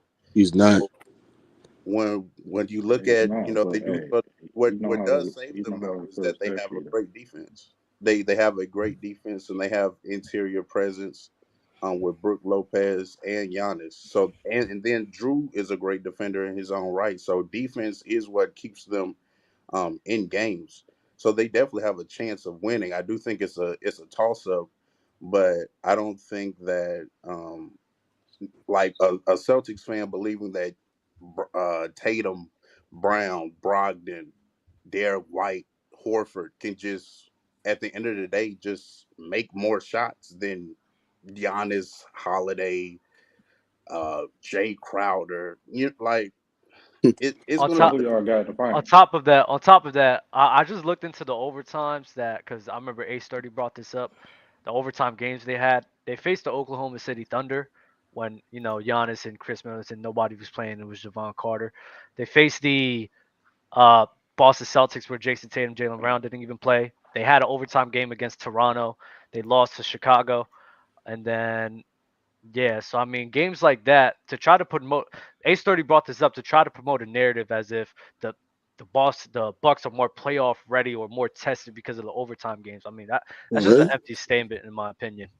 right No, because I people don't. are looking at Drew Holiday this A team regular that just made a season, deep postseason run is ready, man. So I don't. So who y'all got in the remember finals? those games. I mean, I remember those games in the I got playoffs. so. Drew Holiday was 5 of 23 and 6 of I'm he not so was sure. bad. I'm not so sure the So Celtics most of y'all people on this can panel, beat right, Cleveland. believe that Drew Holiday, from the way that he's playing in the regular season, can translate to the playoffs, where he's hitting open perimeter jump shots and he shot great from the 3-point line and he's getting to the lane and he's actually killing it from the perimeter. I believe that can translate to the playoffs. Well, I I'm think not it's bet. gonna translate because I don't think he's gonna go into. He's not gonna have to be the second option next year in the playoff. He's gonna be able to go back to the But third option role with Chris Middleton back, and that's where he's and more comfortable at, in that third option. if he His defense does, gonna they're gonna translate though. I'm lose not out. worried about that. Oh yeah, If his defense, I believe, Drew will Holiday always plays like translate. But that, I'm just they're gonna saying, lose. like I'm talking about the way that he's hitting 3-point shots, the way that he's, his perimeter game is somewhat Hold up, coming very, very great as well. Hold up, Mookie. I gotta get some other guys up here, but Mookie and Real Take and then KB, y'all good, but Ace 30 and Drew, y'all be easy, bro. I bet. All right, bro. Peace, All right. fam. And then I want to also try and get two set back up here too, cause he got lagged out. So go ahead, two set. Um, I don't know how. Did y'all see any of the JJ Redick, um, Kendrick Perkins this morning? I'm at the Know what happened? Oh, hold up, real take. We'll talk about the Kendrick Perkins, but two set. I seen you in the chat. There was a lot of points you wanted to get off real quick. Go ahead, bro. Yeah, bro. Look, I've never said that Jason Tatum didn't make improvements. This is just my response to Mookie, I believe. He was giving off his takes about how the Celtics have improved, this, that, and the third. I never said that the Celtics and Jason Tatum didn't improve. I'm just saying that if you want to say that the Celtics have improved, you have to be able to look at the Bucks games and see how the Bucks have improved also. You understand what I'm saying? That's all I was trying to say. You feel me? And my thing is, you guys say that do you think Drew Holiday's play that he's playing right now is going to translate to the playoffs? When this year, with Chris Middleton come off the bench, he has showed different parts of his game. You've been watching the Bucks games. You understand? Yeah, what but I'm that's saying? that's the regular season. I'm talking about in the That's facts. playoffs. Exactly. That's the regular season, which is my point is you can't hold that double standard with Jason Tatum because the same sets that the Warriors hit that the Celtics with in the finals last year, he hasn't seen too much of that this season. You know what I'm saying? Even though he has been passing without double teams, but the thing is, he's been seeing double teams his whole career. Yeah, but he has improved on his passing. He has improved a little bit on his playmaking. That he hasn't, you know what I'm saying? He's had noticeable improvements in that, but you also have to give the Drew Holiday, he has had noticeable improvements in his game also. So if you think that based off Jason Tatum this regular season, I'm talking is going to make those same improvements in the playoffs, then you have to say, okay, Drew Holiday can do the same thing. I can't. No, that's I can't. How? Because I'm gonna tell you why. I'm gonna tell you why I can't. Because why not? I'm gonna tell you why I can't. Because Tatum, throughout most of the playoffs last year, was playing exceptionally well. I mean, I can remember in that game 6 down 3-2, Friday the 13th, dropping 46 points, perimeter game working, shot creation working, getting to the lane One game with ease, right? And it's not even just one game. It's game one against the Brooklyn Nets as well. It's multiple games where you actually saw Jason Tatum play exceptionally well throughout the whole playoffs. Now, you mentioned the Golden State Warriors, and he hasn't seen none of that. That's because the Golden State Warriors in the West, and Jason Tatum is in the East. So that makes no sense. I'm talking about defensive play. He's mostly going to play. He's mostly going to play Eastern Conference teams. It's not guaranteed that he's going to see the Golden State Warriors. What does that have to do with running defensive plays on the basketball court? What are you talking about, man? I'm talking about Jason Tatum. I'm talking about the point you're saying. Y'all are saying that Jason Tatum is going to improve in the playoffs, but you're saying Drew Holiday is not. I want to know the basic basketball on the court that you can tell me that not just, he's in the East, he's in the West. No, what defensive schemes did the Warriors run on Jason Tatum, and what does he do now to improve on that? Which I don't disagree with. I don't disagree that Jason has improved. But what I'm saying is Drew Holiday has also made improvements from the role that he's been playing in the defensive sector. Well, I don't think it's no defense. Hold on. The fact that this narrative has been a defense scheme, I don't even think it's a defensive scheme. I think if you actually watch, if you look at their finals, I think Tatum in that whole final series was struggling to when he would penetrate to the basket. When you get to the lane, he was an inconsistent finisher around the rim, and also he just was a poor dribbler in traffic. Wait, talk about when has Jason Tatum ever been an above average finisher? You said what? When has Jason Tatum ever been an above average finisher? When? Let me know. He's been above. He's been above. Question. I ain't gonna lie. He's been above average finish. You're a bro. When? Answer the question. When? Man, bro, tell us. What do you mean? He's been above average this season. This season. What are you talking about? I'm not gonna lie. This season, Jason Tatum is an above average finisher. I don't know why we're gonna. Yeah, what's cap about? So you hold on. You trying to sit there and say he ain't no above average? What's cap about? I actually watched the Celtics game. That man is not an above finisher at all. You don't watch basketball. Any games. Y'all watch highlights. That's what I'm saying. You can't be actually watching the games, bro. So hold on. Let me ask you something. Where does Jason Tatum shoot under the? What does Jason Tatum shoot under at the rim? He's shooting a good percentage, but I want to respond to what dude said. So what are you talking about? He's not above average. Hold on. I mean above average. Okay. What I mean about above average, I mean great. People can say great. No, but people you say can't average. You said above average. You literally said above average. You didn't say great. But here's my thing. I'm telling you what I meant by that. I'm trying to tell you what I meant by that. What I mean by above average, I mean in the playoffs against super hard defense. Are you an above average finisher against super hard defenses? Because if you're an above average finisher against super hard defenses, that means you're a great finisher in general. Does that logic make sense? So that's what I meant by that. They so said Tatum shoots 64% from 5 feet and in. Is Jason Tatum the That's finisher above that average, is, dog? You make it seem like this man Russell Westbrook under the basket, man. I'm not saying he was. Nobody said that. They just say he's not above average, bro. So I could get with. That's a lie. That is a lie. I could get with. Hold on. Wait. I could get with the fact that. Does he struggle, especially against the Warriors and in postseason, even against Miami, of finishing at the rim? Sure, but he's still like you said above average, so that's where it caused a question mark. He's still exactly. Above I cleared it up. So you did, which is fine. But even then, there's more things to Jason Tatum's games that come to them just finishing. Absolutely, there's more things to Jason Tatum's game, which goes back to the point. What's the defensive schemes to make Jason Tatum go into his weaknesses instead of him being consistent in his strengths? Bro. And him showing improvement this year, I'm not banking against that.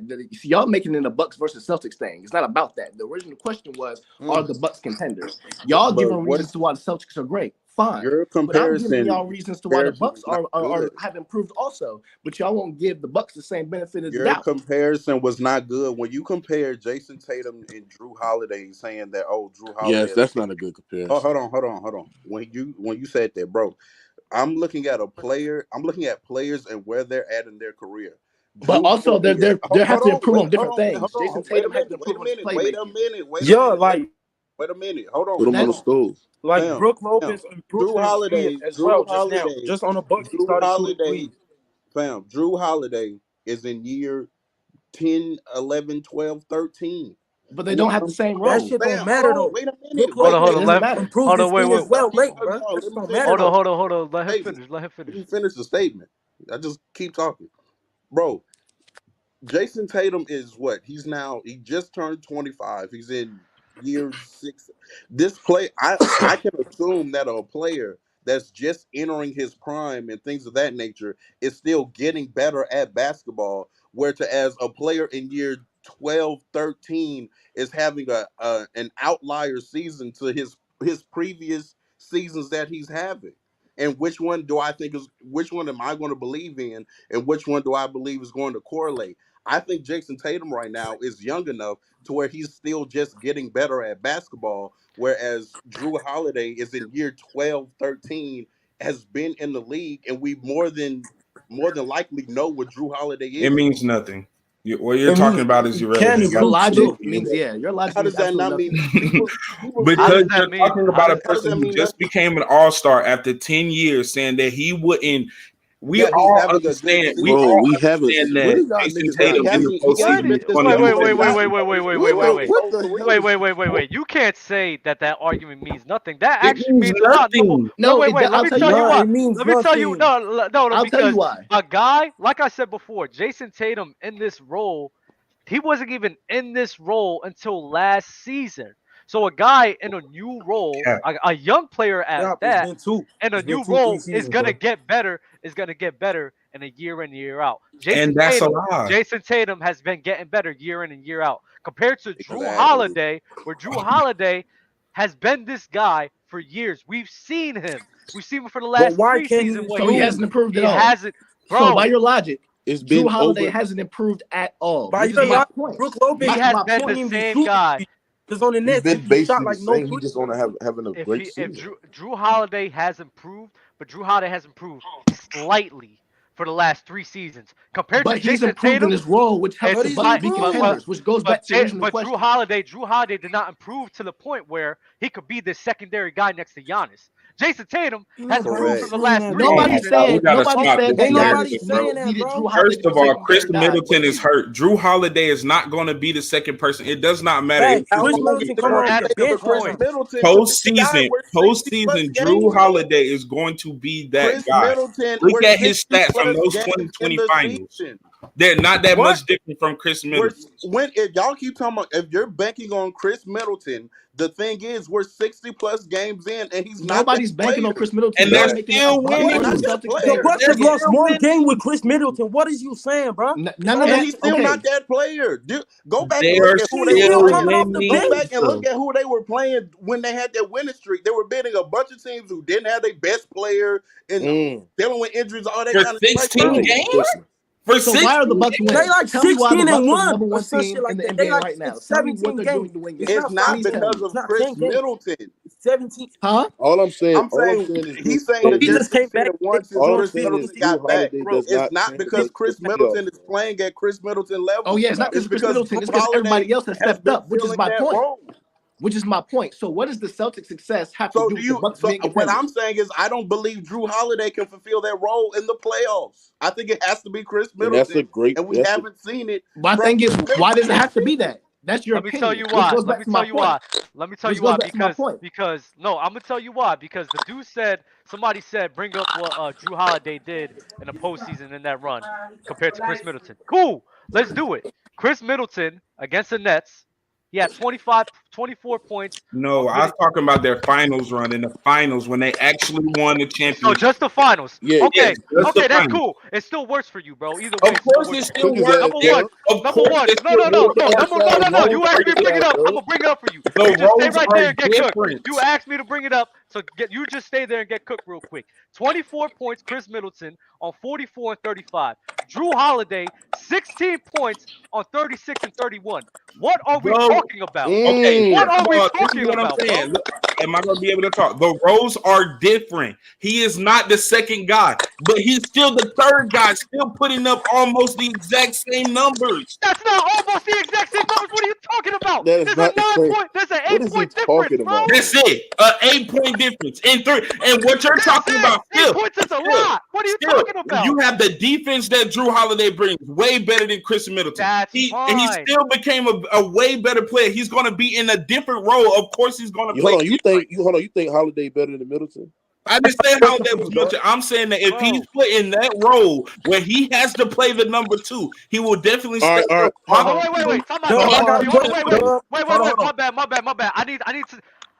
How are you going to sit here and just assume that for Drew Holiday, where even when he was a third option, he still shot below 40%. He still shot under 32% as a third option against the Suns. And then as the second option against the Boston Celtics, the motherfucker was trash. 30% from the field. Like, 36% so how are you just gonna assume 34% if the resume is showing me that he's dropping off as a third and second? What the fuck am I supposed to believe? You ain't thinking he's gonna get better? Talk about the Bucks. So my question is, what am I supposed to believe? If the Bucks still took the Celtics to 7 games and they had an injured Chris Middleton? Exactly. And how am I supposed to believe this? And what am I also supposed to believe? But you're not forgetting the fact that if they run that same defense against Jason better than they were last year. They did last year. Milwaukee better too, though. No, they're not. How is that not, bro? And that shit y'all saying Giannis doing worse. They're basically relatively the same. Giannis has got worse, but Middleton, but Drew Holiday has got a little bit better. How has Giannis got worse? Tell me, how has Giannis got worse? I want to know. Tell me, please. His shooting got worse. Touch around the rim. His mid range. His shot has got worse. Like literally, half the Bucks, the number 1 team in the league. Bro, and let's not talk about this. That makes sense. Let's not talk about this, bro. When Milwaukee, when Boston, like, if people sit there and say, "Oh, he took Boston to shoot this great from the 3-point line in Game 7," but do y'all understand that when Boston was not turn over the ball? If you look at that series, the reason why Milwaukee was getting ahead over them in these games because they was literally turn over the ball. They was self-inflicted turnovers, right? Nigga, it's defense. That's good defense. No, it was not. It was not. It was Tatum being a bonehead with his passes. Bro, stop. All it's the good. Oh my God! Like Dub says, it's different. So what I'm saying. Hold on. What I'm saying is this, right? When they didn't give you double-digit turnovers in that series, Boston was clearly when the Bucks didn't force turnovers. That's they was clearly a better team. Y'all had questions in the series last year.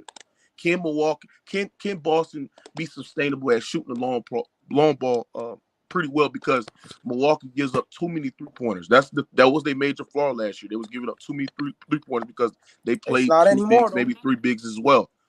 They answered the question. They checked over the box. So when we see Boston play their best brand of basketball, when they're not turning over the ball, when they hit the 3-point shot pretty well, they just a better team, bro. A better team. All right, the question isn't that they're a better team. I understand that they're like a team even. I want Dub to explain to me how the number 1 team just went on a 16-1 run are regressing. Yeah. Just explain that to me. That's what I want to know.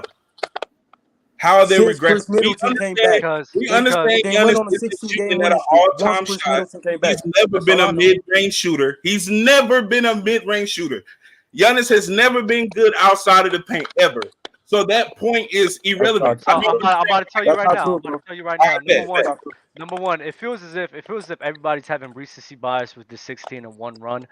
If we're gonna be real on the matchups and who they faced up in the 16-1 run, it's really not an impressive matchup. Number 1, they still got to win 16 games. Time out. Let me finish. The reason you guys are on this hype train for the Milwaukee Bucks is because of this 16-1 run. Because a month ago or 2 months ago, people was like, Milwaukee's not it. They don't really look the same. And you know what? They go on this 16-1 run. Facing Detroit, the Bucks facing had Indiana, the 4th hardest schedule after the Charlotte. All-Star break. Wait. No, I'm about to tell you right now. 4th hardest schedule after the All-Star break. Facing Orlando. Hold on. Facing Charlotte. Denver.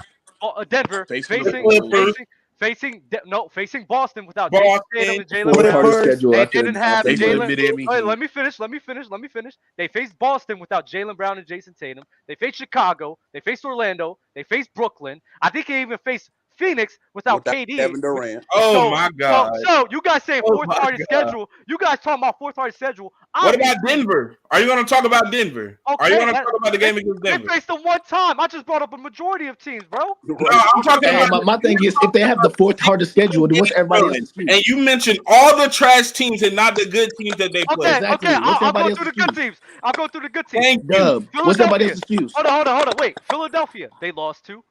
Denver, they beat. Miami. Philly was their only loss. Miami's trash. Yeah. Clippers. Miami, they beat Miami Clippers twice. too? I'm not gonna lie. They beat the Clippers twice.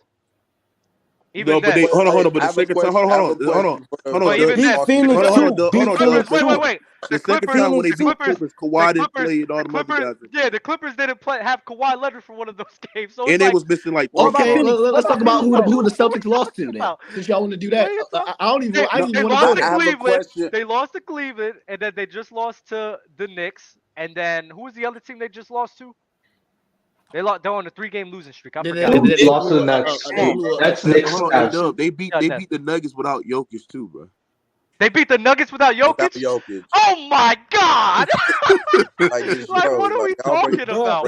At the end okay, I can see where going on a 16-game win streak isn't easy. So the fact that we're trying to hey, the Magic beat the Celtics 3 times. I don't want to say anyone else in player choice. This is mostly what Dub does. Winning does not matter to these new NBA fans, and that's crazy. Winning does not matter. They already won a chip. They're winning in this season. They did good last season, and for some reason, that's all negated out of the window because of a couple of regular season. I have a question. Even though y'all keep emphasizing that the regular season I got doesn't a question matter, too. that makes zero sense. Like at some point, we have to realize that the whole point of playing the game, winning. That's fine. That's Right, fine. right, But wouldn't you say that who you go up against matters? Correct. Yes, I mean. Okay. Wait. Let's stop right there. Wait. So, why am I gonna put stock into them going 16-1 for the last 5 to 17 games, when the majority of the time they face hurt teams or trash teams? At the end of the day, but the Bucks have a better record. Games were back to back. Against teams. Their 16-game win streak is misleading. Some of them they didn't have Giannis, and they still have Chris Middleton coming off the bench. You're talking about a team that have their top 2 players at some times, and they're still going on a 16-game win streak. Exactly. And you're trying to tell me that they're regressing. That makes zero sense to me. That just doesn't make sense. Go ahead, real take, and then KB got next. KB. Okay. Damn, we got 3 people. Real take, KB, and then Sosa. Quick. Okay. I have a quick line of questions. Right. Which Warriors team was better, 2016 or 2017? 2017. 2017, I say. Okay. Which one had the better record? 2016. 2016. Okay. That's it. No, that's not it. You're not going to just ignore the fact that they added the best player in the world. They added Kevin Durant. It does not matter. They added the best player. Kevin Durant. It was a yes. You see how folks That's a terrible take. You can't pick and choose context. Stop. You can't pick and choose I'm context. going to another question. You I don't can't need pick no and choose explanation. context. I don't need no explanation. Oh my God! I don't need explanation. I'm about to cook My other question. You can't pick and choose context. Okay, cool. My next question. Cool. My next question. So, this year, would y'all be better if Chris Middleton performed like he performed last year, regular season and playoffs?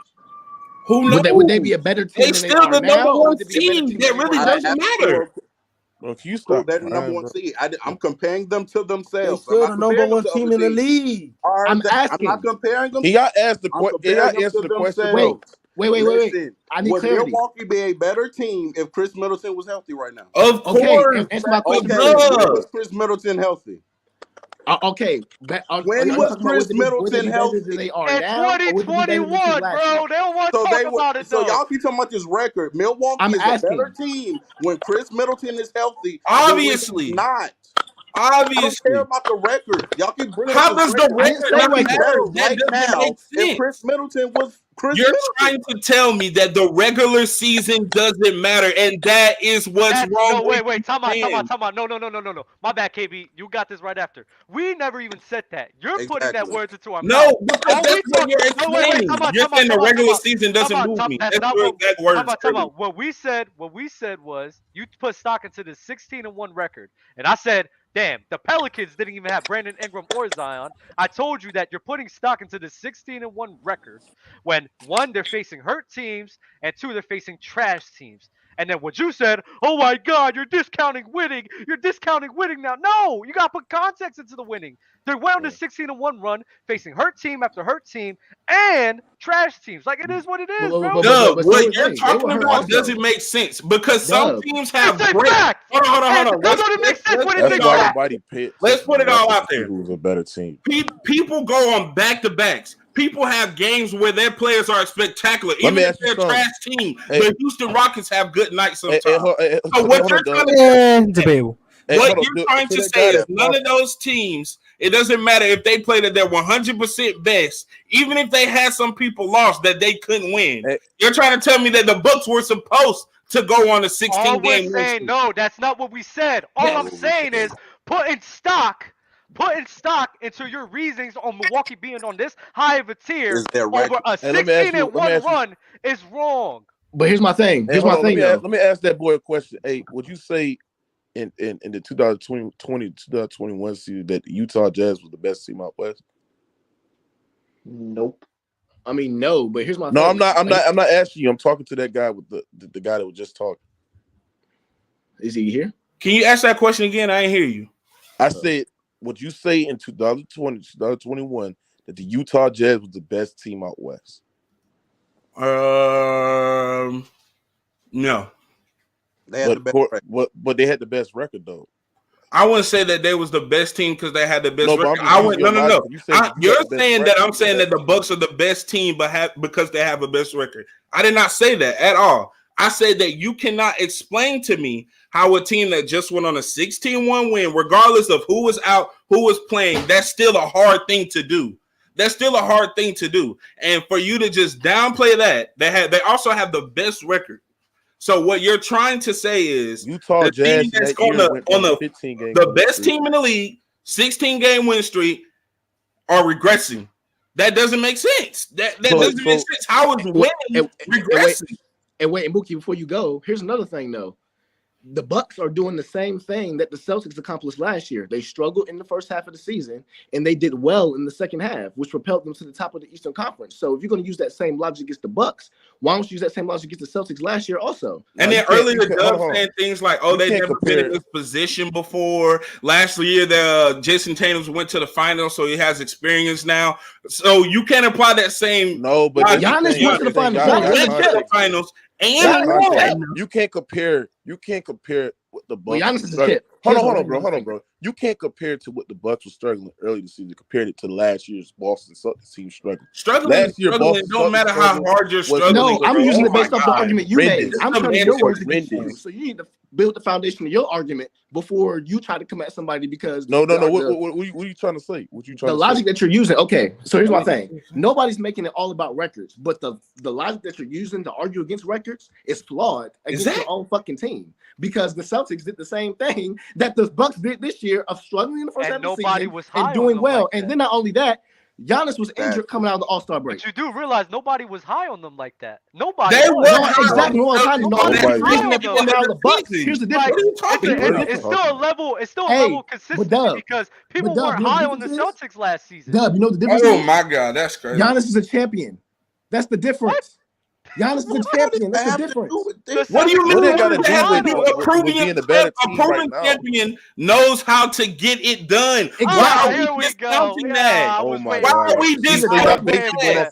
I was waiting for that. Oh my God. So, Doug, can we stop with the narrative that rings don't matter? First of all, rings matter. All right, bro. And in the beginning of the run, Giannis was injured, so that shows that the team was playing well. Hold on. All I'm saying is this: is that You sat there and said Milwaukee got a little bit better.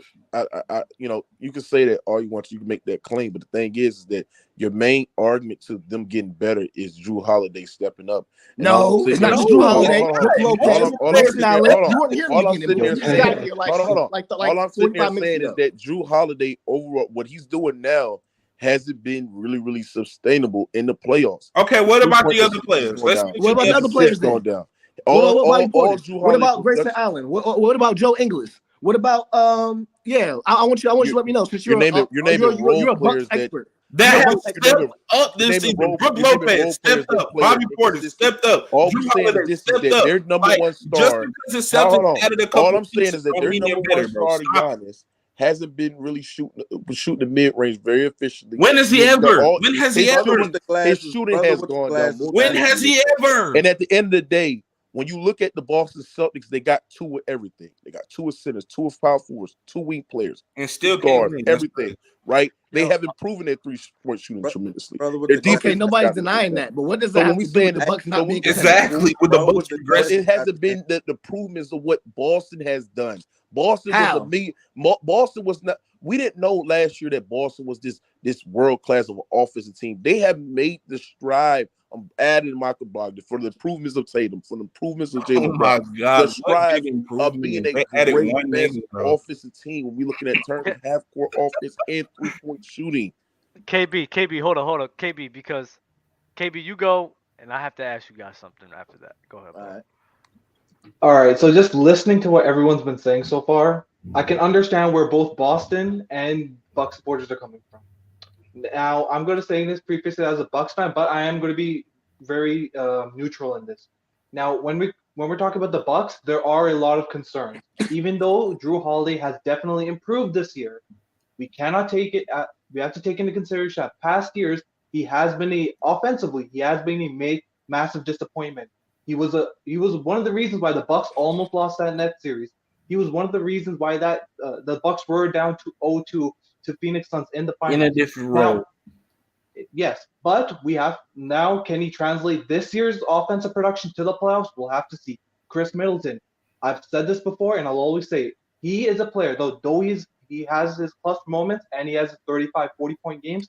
He does have his 15-point games, just 20-point games where he shoots terribly. He swings so much, so we'll have to watch out for that. And Mike Budenholzer, though this year their 3-point defense has been fantastic, and he definitely has shown the ability to adjust. Well, we have to see, will he continue that, or will he revert back to his old ways? Now, moving on to Boston side, my biggest concern with Boston comes down to Robert Williams' injury right now. He is going to be a key part. If they are going to try to stop Giannis, will he be available in the playoffs? On top of that, Jason Tatum's offense is also an issue for me, because Jason Tatum, even though he'll have a lot of bad games, because I've seen a bunch of games where he'll be cooking, he'll be getting to the lane, but all of a sudden it'll be like one or two few moments, and he'll just start jacking up contested threes. That Knicks game is a prime example. He was cooking, and then all of a sudden he starts shooting contested threes for no reason, and he ends up with 6 of 17.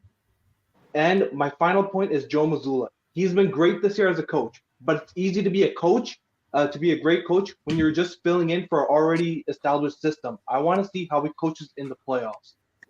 Just looking at now, when it comes to record, I think the Bucks are the favorites simply for the fact that they're going to have an easier path to the playoffs. The way that the playoffs are set up right now, the Bucks are going to be facing the 8th seed, and then they're going to be facing the winner of the 4-5, who I think is going to be Cleveland, and then to get to the ECF. Meanwhile, Boston is going to be facing the 7th seed, which is going to be easy for them, but they're going to have to face Philly in the second round. And that's a series I can easily see going 6 or 7, which they can maybe lose. Even though I got them winning, they could maybe lose. So Philly will win. No, I think.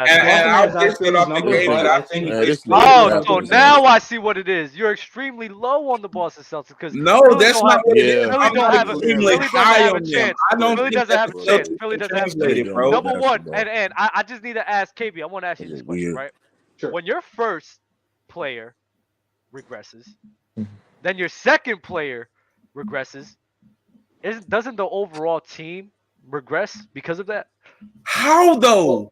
Giannis, that doesn't make any sense compared to how the Bucks are doing. His shooting has I asked regressed. KB. Did I not? Look, his shooting has definitely regressed. That is undeniable. Even as a diehard Bucks fan, that is undeniable. However, I play that in part of the fact that he has to carry more offensive load, and he has been playing through some injuries this year. And that a lot of that, and you saw it, right? A lot of people are saying he was going to have a down year. However, ever since Chris Middleton has come back and their squad has been relatively healthy, he has been better. Now, he's never been a great shooter. He's not even a average. He's been an average at times, but never been a great shooter.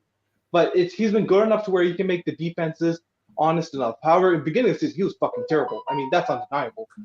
In terms of Jrue Holiday, like I mentioned, he has improved, but I want to see that translation into the playoffs. My biggest reason for them being favorites, Brook Lopez has been fantastic ever since coming back from that back surgery. He talked about it. He even talked about it. That back surgery fixed issues he's had since he was at Stanford. He's looked really mobile. He's actually taken upon himself to be more of an offensive option to run plays for him, in which he is contributing more to the offense. However, I think Boston can abuse him a little bit, but if he can at least not be a defensive liability at times like he was last year, I think they're the favorite. I would say that, in my opinion, if your star, due to injury or not, if your star has regressed, your second man has regressed as well. The question mark is still out on your third guy can be a number 2. The team overall has regressed. It is what it is. Explain to me how the number 1 seed has regressed. Like that, you can say the players have regressed. Cool. That just said it, bro. That's the players. What are you talking about? The team is made up of who? The team is made up of who? The players, correct? That makes zero sense. Who's on the team? Is it the players or no? The players are on the team. You're talking about two key players. They're still winning. They're still winning. They're still winning. What are you talking about? They're still winning. I have a question. How's the team regressed if they're winning? That doesn't make sense. Regress teams lose. It matters what you do in the postseason, bro. But the postseason isn't here, bro. We're talking about now, bro. Even before they had translation, even before they had oh my God, they were still showing a team. You can't say they don't translate. Dub is cooking y'all niggas. Even when they had Eric Bledsoe, even though they had Eric Bledsoe, they were a 1 seed. You would say the team who was a 3 seed with Jrue Holiday was still a better team than that 2019 team. Correct? Answer the question, please. Correct? I wouldn't say all that. Shut the hell up there. Get out of here, bro. I don't know what you're talking about, man. Bro, what are you talking about, bro? But Doug, at the end of the day, Doug, what you're saying doesn't make sense, bro. What you're saying doesn't make sense. I understand. I will understand if you say it wouldn't translate. I will understand if you say that they wouldn't do that good postseason. But to say that a team that is winning is regressing, that makes zero sense. Hey, but Doug, if they were losing, it would make complete sense to me. But you can't tell me a team that is doing good is regressing. That logic is literally making zero sense. Hey, but Dub. A top 5 in defense, top 5 in rebounding, like literally doing better than they did last season. And you're trying to tell me they're regressing because their 2 star players are injured. Here's my thing. Here's my thing, right? So, Dub, here's my question to you then, since you want to ask that question with no context, right? So, if a team is still doing good, I gave him the context. Wait, here's my no, you didn't. Because if a team performs well while their star players are injured, how is the team overall regressing? If the team still plays, if the team are still winning games, if the role players are stepping up and they're playing better, even while the injured stars are in and out of the lineup, how is the overall team regressing? Those 2 players aren't the team. You say that this is a team sport every day. With logic. Please answer that question with logic. How? My God. Because when Giannis, because here's my thing. When Giannis and them were healthy last year, the role players weren't as good as they are now. So now this year, since they have improved on their game, and they showed that when Giannis and Chris Middleton was injured and that they still can win games, they can still run that offense. and still be successful and still be defensively minded, how did the overall team regress? Like I said, based on those facts. Like I said before, Milwaukee has always proven to be a team that even despite their players not being there, before Drew and these guys came in, they were still able to win games and play at a high level. They have shown us that. They have shown the ability to win regular season games without competent pieces. But what matters is what happens in the postseason. And in the postseason, what's going to happen when Giannis and Chris Middleton and them relying on those guys more in the postseason where the game slows down, that is not the team for. That team is not for. So you're not it for. Because bro. you Come can on, see bro. in the future, basically, you're trying to tell me that what It's they're a doing fact. right now, It's what a fact. they It's a fact. What did Drew Holiday do last season as a second option? Play good defense. What did he do? What did he do in the finals as a third option? Almost lose them the He game. played decent in that third role, bro. No. You're talking about 2 years ago, and the overall consensus is they still won. It was last year. Bro, 2 years ago. this is the argument. This is where we're having the problem, right? So, number one, when I brought up the Warriors example, you said, well, I'm not just using the record, but when I brought up that, would you rather have, if Chris Middleton was healthy right now and was playing like Chris Middleton, what I'm saying is, I don't care what the record is. I believe if Chris Middleton was healthy right now, that would then just make Milwaukee a better Of team. course, you're Okay, saying so why your do you overall argue that? statement is saying if their second best player was here, that they would be better. Duh. Exactly. So why? But you still said, but you said, bruh, don't say done now, because when I said it, you said, well, aren't they still the number one seed? But here's my thing, though. Just because the second best player is injured doesn't mean the other role players didn't get better. That logic doesn't make sense. You're saying just because Chris Middleton isn't Chris Middleton means the whole team is ass now. That makes no fucking sense. That makes zero fucking sense. Nobody said they were ass. But that's how you're trying to spin it. You're trying to spin it like just because Chris Middleton isn't playing like Chris Middleton doesn't mean the other role players haven't improved in the game. What we're saying without Chris Middleton and Giannis, what we're saying with Chris Middleton, my bad, real talk. Real talk. What we're saying with Chris Middleton and Giannis in the postseason, with them playing at this level, it's not sustainable for the Bucks. That's what we're meaning by regressing, because them playing like this is not sustainable. Go ahead, real talk. What I was getting to was that y'all keep saying, well, look at Drew now as the second option. His numbers are better, which, yes, they are better now in the regular season. But what we saw as Drew Holiday as the second option in a playoff setting, it was not it. It was not good. So they still didn't they sweep the net? Let me go look at those stats real quick. Because then they sweep that's when he was a third option. I'm just saying your analogy just makes zero sense to me. I wasn't saying that because they have the record that they're the better team. Because then you talk about look at his numbers when he was the second option. Look at him when he's the second Anybody in the world is going to take that 2017. You said swept the Nets. 3-9. Anyone's going to take about last year. What year are you talking? I'm talking about Drew Holiday last year. They didn't Drew Holiday last year in the playoffs when he was the second option. What did he look like? He didn't look like Chris Middleton, and I think that's what y'all were expecting. He doesn't play like Chris Middleton. Offensively, he was not great as the second option, bro. Defensively, he's way better than Chris Middleton. He was a great compared to two players. Of course, we know his defense is going to be there whether he's the first, second, or third option. His defense is going to be there. We're talking about offensively. You're talking about scoring. You're not talking about offense. You're talking about offense. You need his playmaking. No, you're not. You're talking about scoring. I'm talking about offense in general. You're talking about scoring.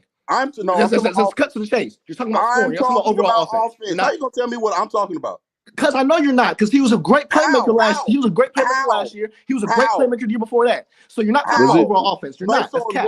Wait, great? I want to say great, but yeah, based on what? He was good. Based Drew off Holiday what? is a good point guard, yes. But second option, Was he scoring? Was he a quality second option? Was he a quality scoring playoffs? second option? Let's ask the real question. Was he a quality second option Was in he the a quality playoffs scoring last second year? option? I was talking about last year. I'm talking about right now, bro. Yeah, I'm talking about right now. But that's also. the only. That's the what? Oh my goodness! Why y'all discounting that? That is the team that is oh my goodness, bro. and I just can't. I cannot form that got logic in my head. You're right. I understand that the two top So he players wants us to go off regular season. they aren't making it look good right now. Like I understand that, but you cannot explain to me right. like literally in a logical way that'll make sense without mentioning the injury to Giannis and the injury to Chris. That matters. That matters, though. If people are affected with their play because of injury, that matters. That actually goes against your argument because even with them being injured, they can still be able to win games and figuring out the offense and playing better within their role. It's not. So how does that take away from the Bucks being? Back to the original question. How does that take away from the Bucks being contenders if they're injured and the role players are stepping up and playing better than they ever have before and they're winning games? He's saying that it don't. It's saying that it don't translate to the playoffs, bro. How do you know this is translate to the playoffs? Let me ask you this. No, wait. Let me ask y'all this. How did you guys feel about the Memphis Grizzlies without John Morant last season? They were better without John Morant. Get the fuck out of here! No! Oh my goodness! That's not true. No, because having John without John Morant. But time out. They were the Grizzlies were in a totally different system. This is why knowing basketball is important. Y'all just be throwing off generalities based off bullshit when instead of the X's and O's of basketball. You can't compare. No, we're using Buddy's argument. Because the Grizzlies were on We're using Buddy's argument against you. Y'all telling me a team performing at a high level y'all don't know without basketball. John Morant, they went like 19-2 or some shit like that. Yep. This man under me just said that they were better without him. No!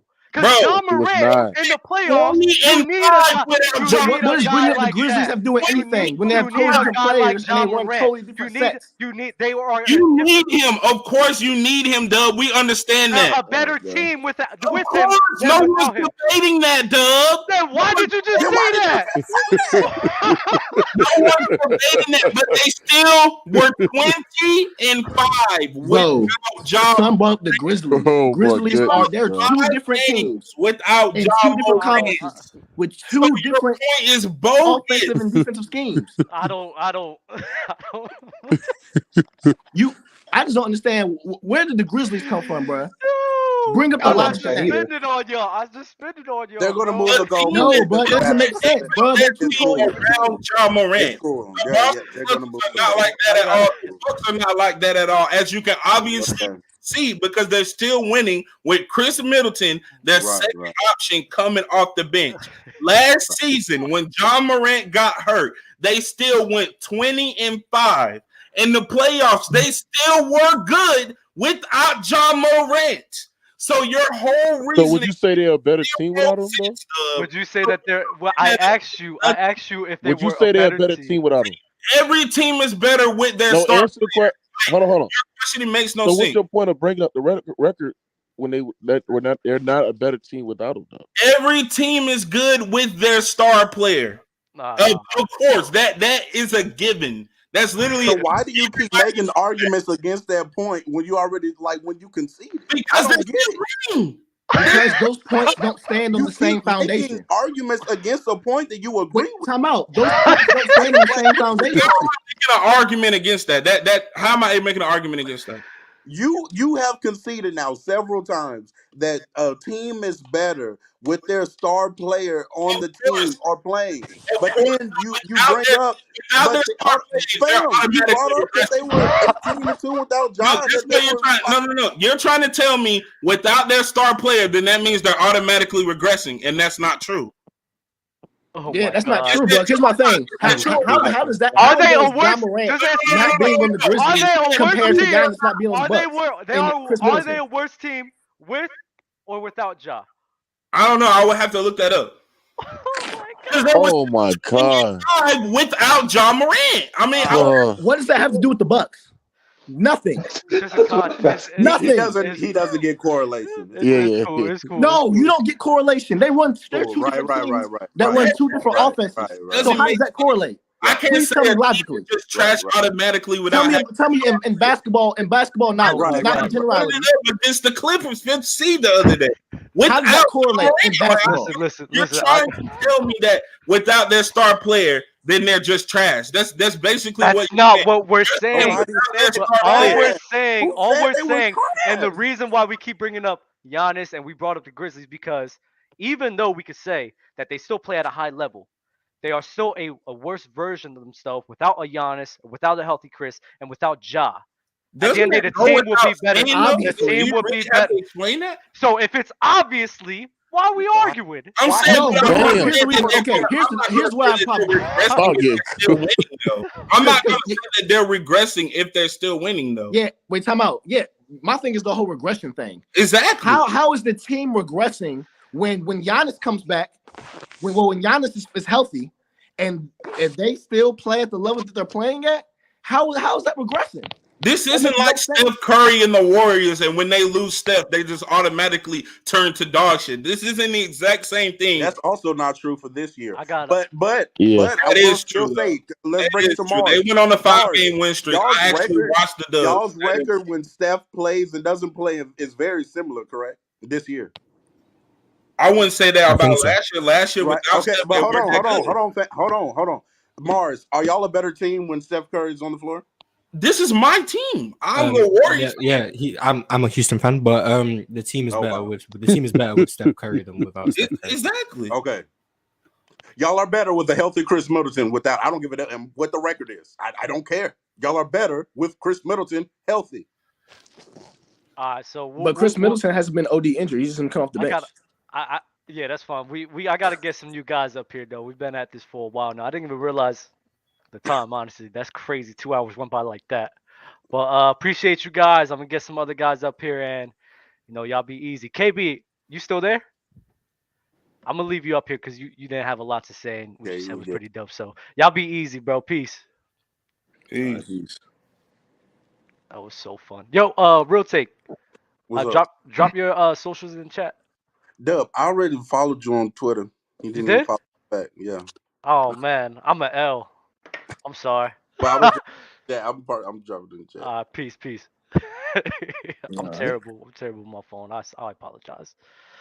That was a beautiful conversation. That was a crazy convo, man. I don't think I've ever seen you get that angry before. Yeah. Dubs off the Henny. Don't let him lie to you. He's off the Henny, bro. I'm off the Coronas. That's it. Damn, that's crazy. I got some super chats real quick. Let me get into them. Bucks didn't have Dante DiVincenzo in 2021. Celtics just took the healthy Bucks to OT with no starters not even a month ago. Big Ox 16-game winning streak is amazing. I don't care if they're playing WNBA teams. The objective of the game is to win. Don't matter the opponent. Stop it. Quabe, but both of them were still contenders though. Drink more water. Doesn't Middleton being hurt and the Bucks still having the best record in the NBA speak to the team's depth and overall talent in the team? Mars, how you allowing Dub saying Giannis has regressed? Mookie and Dub couldn't beat my Suns 2v2 16 straight times. I guarantee it. Convince the PC community our box score watchers. Dre West, we were down. Giannis, Drew, K Mitty, Bobby on 16-1 run. Deshaun, I want to hear Mars take on this and move on. Dub would agree Bucks is not the phase, but it's like at least two favorites to win the chip behind Boston or the Nuggets or Suns. It over the Lakers, Clippers, Miami, New Orleans, right? Dude talking about a team is better without their star based on regular season is better is a casual take. Okay, that's all. I would like to remind everybody we are sponsored by Lucra. Please use code Players Choice to get a free extra $5. And whenever you do download the app, you get an extra free $10 as well. So never forget that. For the Lucra wager of the week, I think we're going to do Julius Randle versus Sabonis for rebounds. So keep that in mind. I'm taking Sabonis. So if y'all want to take that bet and lose, y'all be easy. But hold on. One thing though, Dub and Mars, and I'm a victim of this too. We've been wilding on Julius Randle, and every time we have a conversation about Julius Randle, he shows up. What's going on? Is somebody giving him the this. link? He's watching this. He has to be. There's no Dell has to be showing this to him, bro. Because every time we say something about him, he goes crazy. When nobody talks about him, he airballs. Like he airballs, it's layups and everything. This is nuts. I don't get it. But yeah, y'all go ahead. Go ahead. I don't understand. Julius Randle is we shouldn't talk about him, so he stopped going off. Yeah, we should. I agree. We should, because this is nuts. I don't need no more 40 points from Julius Randle. I'm good, bro. I'm good. I mean, if he can do that in the playoffs, then that's all that matters. Oof. That last playoffs is kind of rough. Let me ask you this, Dub. Let me ask you this. Mm-hmm. Watching what the Knicks did with Boston, and all right, I'm not saying Knicks could do it, but do you think that if a team that can switch, instead of playing drop coverage and just switch, would you be able to contain Tatum and Brown? Because to me, although they have improved on their dribbling, on their playmaking, they definitely did get better on that. They move the ball, they don't hold the ball too much. However, they do kind of go back to their modes, and I think if a team switches instead of doubling them, I think they could contain them, because even though they're tough shot makers, they have to prove it. Like I'm not gonna lie. I agree. Actually, I think any team that could switch on everything is gonna make every team struggle. So even it will apply to the Boston Celtics as well. I think that's if you can have a defense like that, like Miami does, you're automatically going to be able to key in on guys and have a good defense in the postseason because there's not really liabilities on the court. So if you have a team where you have the freedom to switch on everything, I mean, good luck to anybody trying to score on that. Even the Golden State Warriors, man. I mean, the Golden State Warriors were struggling against the Houston Rockets because they were able to switch in 2018. So it's like that's going to make everybody struggle, in my opinion. And then I'm gonna say one more thing. I'm gonna let y'all cook. My fault. Dub, I can't agree. He didn't regress because this is the context. Hold on. Let me just say this because context matters. Because Giannis, we all know, was never a great jump shooter. His primary is finishing, and what he did improve on rapidly was his playmaking. He can make every elite pass. He doesn't do it consistently. He can make it. I didn't say he does it, but he can make it. He can make that cross corner pass. He can make it, but he's not relied on to be that playmaker, so we won't see it to the full degree. But if you're telling me he's regressing and he's averaging 31, 12, and 5, and on top of that, Tatum said it himself. Now, this is who he's going to have to go against. He said when this guy has an off night, it's still 25 and 12. So his regressing is what? What does his regressing mean? I mean, I get what you're saying. Shooting, yes, but they don't rely on him to shoot. So to say that as a benchmark of regression is a moot point because they don't rely on him for shooting. They actually rely on Grayson Allen, who has improved as his shot making. Beauchamp, Connaughton, all the shooters, Middleton, Bobby Portis is a stretch big, sort of say. Brook Lopez, they rely on them for shooting. They don't rely on Giannis for shooting, and they rely on Middleton and Drew Holiday and Grayson Allen for like shot creation here and there and stuff like that. You get what I'm saying? Yeah, my whole thing is in the 2021 run that they had. I mean, Giannis being able to hit those mid-range jump shots, hit those threes, that was crucial for them. So I think him not really having that anymore, it's regressing in my opinion. I get your point though. I do get your point. Though. Okay, I want to make one counter, just one counter to that. Yes, but if everybody else is upticking in their shots, doesn't that kind of balance off? You get what I'm saying? I hear that point, but when Drew Holiday is a guy showing that he's fallen off in the playoffs, when Chris Middleton is not healthy enough to be able to uplift the team in some of the scenarios in which they need him to uplift his game in the postseason 2021 run, when you don't really have that to lean on. I mean, it's kind of hard for me to believe that Grayson Allen and Brook Lopez will be able to elevate their game to that level for them to put them over the edge. I disagree with you with Drew Holiday. Just like if you say Drew Holiday regresses as a scorer, like I'm with you. Not a defender, yeah. I think as a defender he elevates. I'd make the argument. I think as a playmaker, I think he stays relatively the same. So I mean, if you say as a scorer he drops off and becomes a liability, I'm with you 1,000%. But say he regresses as a player, I disagree. That's my bad. Scorer, I meant regress as a scorer. So do you think they're pretenders?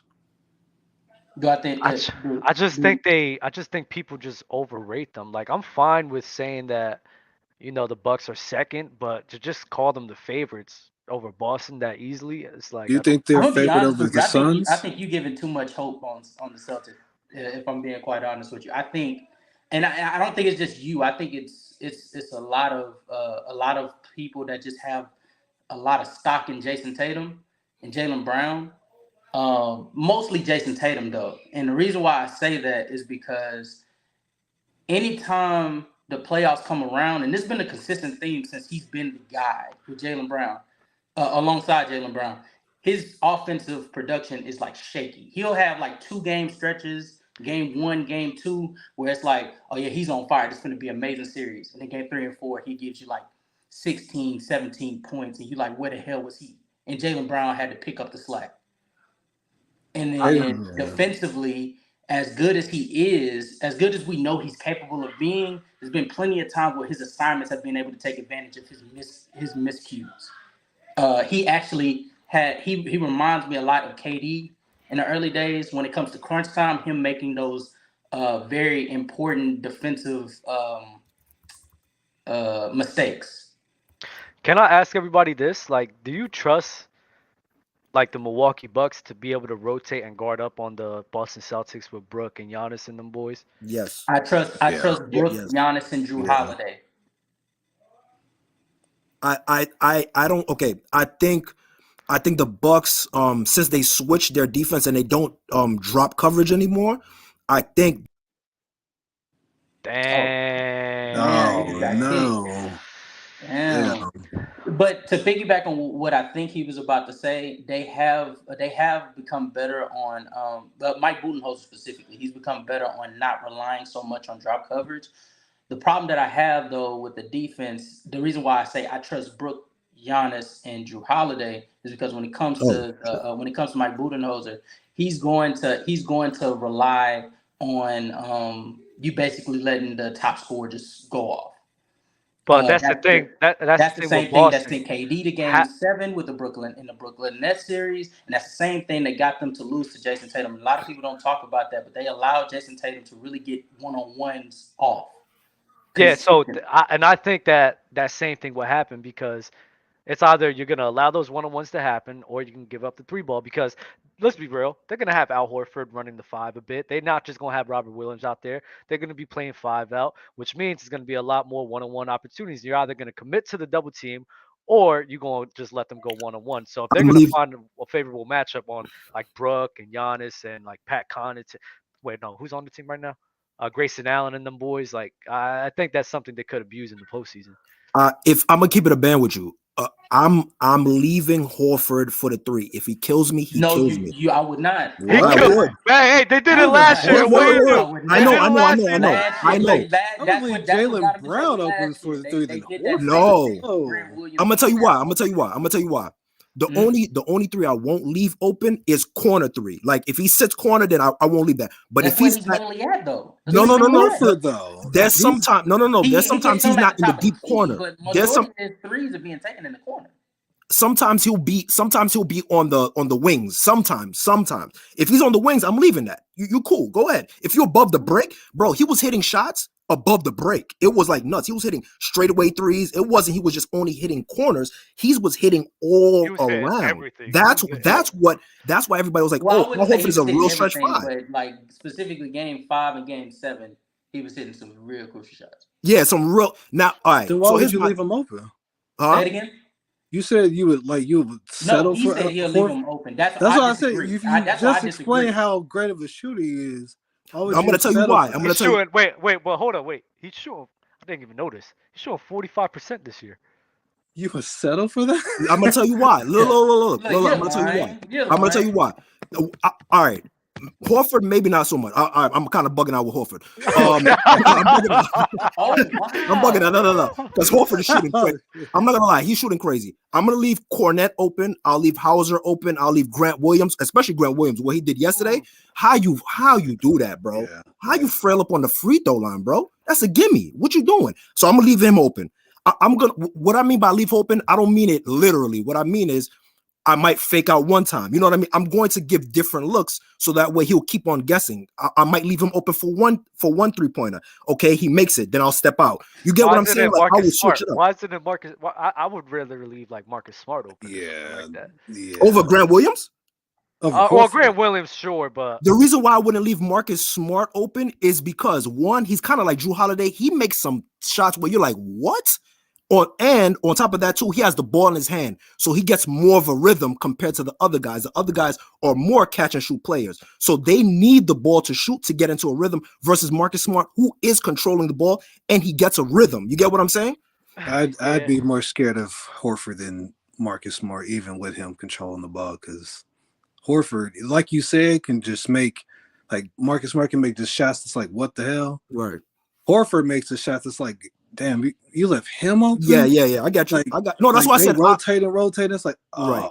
I think if we're talking 7-game series between the Milwaukee Bucks, I think it's a matter of who could just be able to escape the flaws of each other, because I think they both match up very, very well. I think when it comes to the Milwaukee Bucks, y'all are absolutely right. I think the trouble that they're going to have against the Celtics is the fact that I think the trouble that they're going to have against the Celtics is the fact that they struggle with defending the 3-point line. They've always had that. Even in their championship run, they struggle with guarding the 3-point line. But I think the Celtics their major flaw is the fact that they struggle against length. I don't know how, because you have like long bodies up and down. Because Tatum can't dribble, bro. Tatum can't dribble. Fun fact. I think Tatum is a better Jalen Brown. I think Tatum is a better dribbler this year than he was even last year. Yeah, I agree. I'm just trolling. I'm trolling. I think playmaking, people need to start talking about this. Jason Tatum's playmaking really ain't moving me. I ain't gonna lie to you. Agreed. You tell him, are you muted in the middle? Were you saying something? Like I saw him, like his mouth is moving, but I didn't hear it. Yeah, go ahead, bro. Oh, he's not talking. Oh, okay. He's probably muted. I can't hear him. No, he's muted. Like he's muted. He's trying to talk and we can't hear nothing. Oh, okay. Copy. I saw him moving. And I was like, oh, is he trying to say something? Yeah, I'm looking at Jason Tatum's playmaking. I'm like, it's not moving me. I think scoring wise, especially in the playoffs, it's just too inconsistent for me to believe in him alone. Now, the Celtics as a team, especially getting Malcolm Brogdon in the offseason, I think that was a huge pickup because that gives you another playmaker that can take some of the burden off of Marcus Smart, and that alleviates Jason Tatum and Jaylen Brown having to make those plays. But somehow this season, especially against competitive, like real competitive games, like against the Golden State Warriors on Christmas Day and a few weeks ago, I'm specifically seeing Jason Tatum go out of his way to still make it his burden to make plays. And it's like, why? Yes. Yep. And so he makes these dumb passes that end up letting the Warriors get back into it, or any other team that they're going to go up against. Because now that the Warriors have showed what the right defense for you to be able to put to cause Jason Tatum trouble, I think people are going to follow that formula. There are some defenses in the East that can be able to replicate that more or less. Mm-hmm. And so I don't think it's just going to be as cut and dry as Jason Tatum is better this year than he was last year. I think he is better this year as a basketball player, but I think the production is probably going to be his biggest test this year than he's ever had, because he never had a defense outside of Miami in 2020 that really tested him like that. Is he a definite superstar? No, he's a starter. He's a terrible. He's a starter to me. Because he's like, from what I hear, like he's a superstar. Then I hear he's just a star. It's like he's the most inconsistent kind of superstar I've ever seen. Let me ask this. Capabilities. Let me ask this then. How far is Jason Tatum away from Jaylen Brown? Jaylen Brown's a star. Jaylen Brown's an all-star. Jason Tatum is a star / almost. Yeah, it's a sizable gap. Like I couldn't see Jaylen Brown as the best player on my team to take us to a championship, but he's more of an all-star than Chris Middleton. So, I'll say that. That's true. But Giannis is like so far above. Like, Dub. Well, I want to just can I throw 5 teams out there, like just like contenders over Milwaukee, or who do you pick, Milwaukee or them? Milwaukee's 2. Okay, I just want to make sure you got. I was gonna say like Phoenix or Phoenix, Denver. You got Milwaukee. what? All right. Warriors. You got Boston, Milwaukee. Warriors. That's gonna be a close one. What? Dub. What are you doing? What are you doing? Golden State's back, baby. I'm trying to tell y'all Golden State's back. I'm trying to tell y'all, bro. Yo, Mars, hold on. Mars. Give me a sec. Mars. Trying to tell y'all Golden State is back. What is Dub talking about? I'll Mars, give Milwaukee what the is edge. Dub talking about? I'll give Milwaukee the edge. But listen, bro, Golden State. Dub doesn't care about the regular season. That's why he says these things. He doesn't care what happens in the regular season. It doesn't matter that Golden State can't win on the road. It doesn't matter to him. It doesn't matter that Milwaukee are the best team in the NBA based on record. It doesn't matter. None of what happens in the regular season is relevant. That's what Dub has been saying for 2 hours. Okay. Clippers. For some reason, can y'all hear me now? None of it matters. Dub, you're losing me. Dub, you're losing me. Listen, Golden State, they cleaning it up. Clippers are trash. Hold on, let me ask you a question. Dub. Hold on. What's up? If you saw what AD did with marginal NBA players, so the Warriors, with most of their teammates, these are marginal players. What do you think Jokic is going to do with the Warriors? I'm curious. Oh, Jokic is going to do his thing. Jokic is going to do his thing. No, he said. You mean Jokic or Giannis? No, Jokic. Nah, Jokic. I think Jokic is going to get his no matter what. Hello.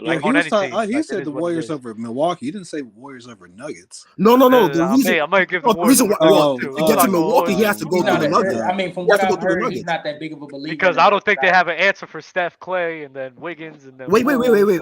Did you say whoa? Who doesn't have? Wait. Did you just include Clay into it? Klay Thompson been balling this year. What are you talking about? He's been balling, but you telling me that Denver doesn't have defenders for him? You put KCP on him, he's out there. Clay's out there. Bro, they moved the ball, bro. What are you talking about? He's not What? one-on-one. I mean, they moving off ball. They running plays. I get it. Yes, I get it. KC could do all his shit. He gonna be running and there's bullshit ass shot. Clay makes it. It's Clay. What? That's who he is. I mean, look, no. He's Steph that guy. running on screens is probably the hardest thing to guard. To be honest, it's been the hardest thing to guard for the last couple of years. Wait, Dub, can you go over that list again? Wait, it was Boston 1. Dub, game 6 plays real? Are we gonna have this debate today? Are we serious? All right, never mind. Because I asked, he said Boston, then Milwaukee. Dub, say that for Dub World, please. Pull up to that. Please. So he said, yo, Dub, can you go over that list again? Wait, it was Boston, Milwaukee. Then who's after that? All right, so I'll do my little power rankings for like the favorites to win the league this year. Phoenix, Boston, and then I'll give Milwaukee a slight edge. Golden State. And then the Lakers. Lakers over Denver is nuts. I ain't gonna. He doesn't care about the regular season. Don't let the Lakers make the play in, bro. Don't let LeBron James come back. I'm with you with the Lakers because I think conference finals. I'm gonna be. I think the Lakers are built for the playoffs. I think their roster is actually built for the players. I think they have a good starting point guard. They have a good starting two. They have literally from 1 to 10, they have competent players.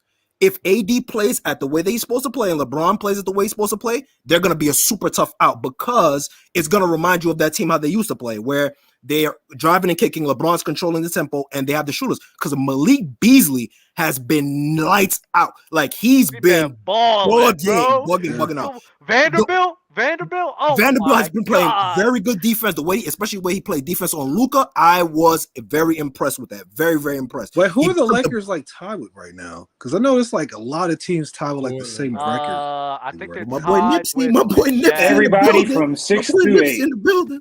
6 to 8 from 6 to 10. Jeez, man. Yeah, Memphis gonna probably fall because if John get that 50-game suspension, Brandon Clark's injured too. They give him that 50-game suspension for carrying that little tutu that he had. Hey, when LeBron if he carried it at the stadium, that's LeBron's supposed to be reevaluated in a couple weeks. Yeah, I don't think he might not be back for the playoffs, so that's a big concern.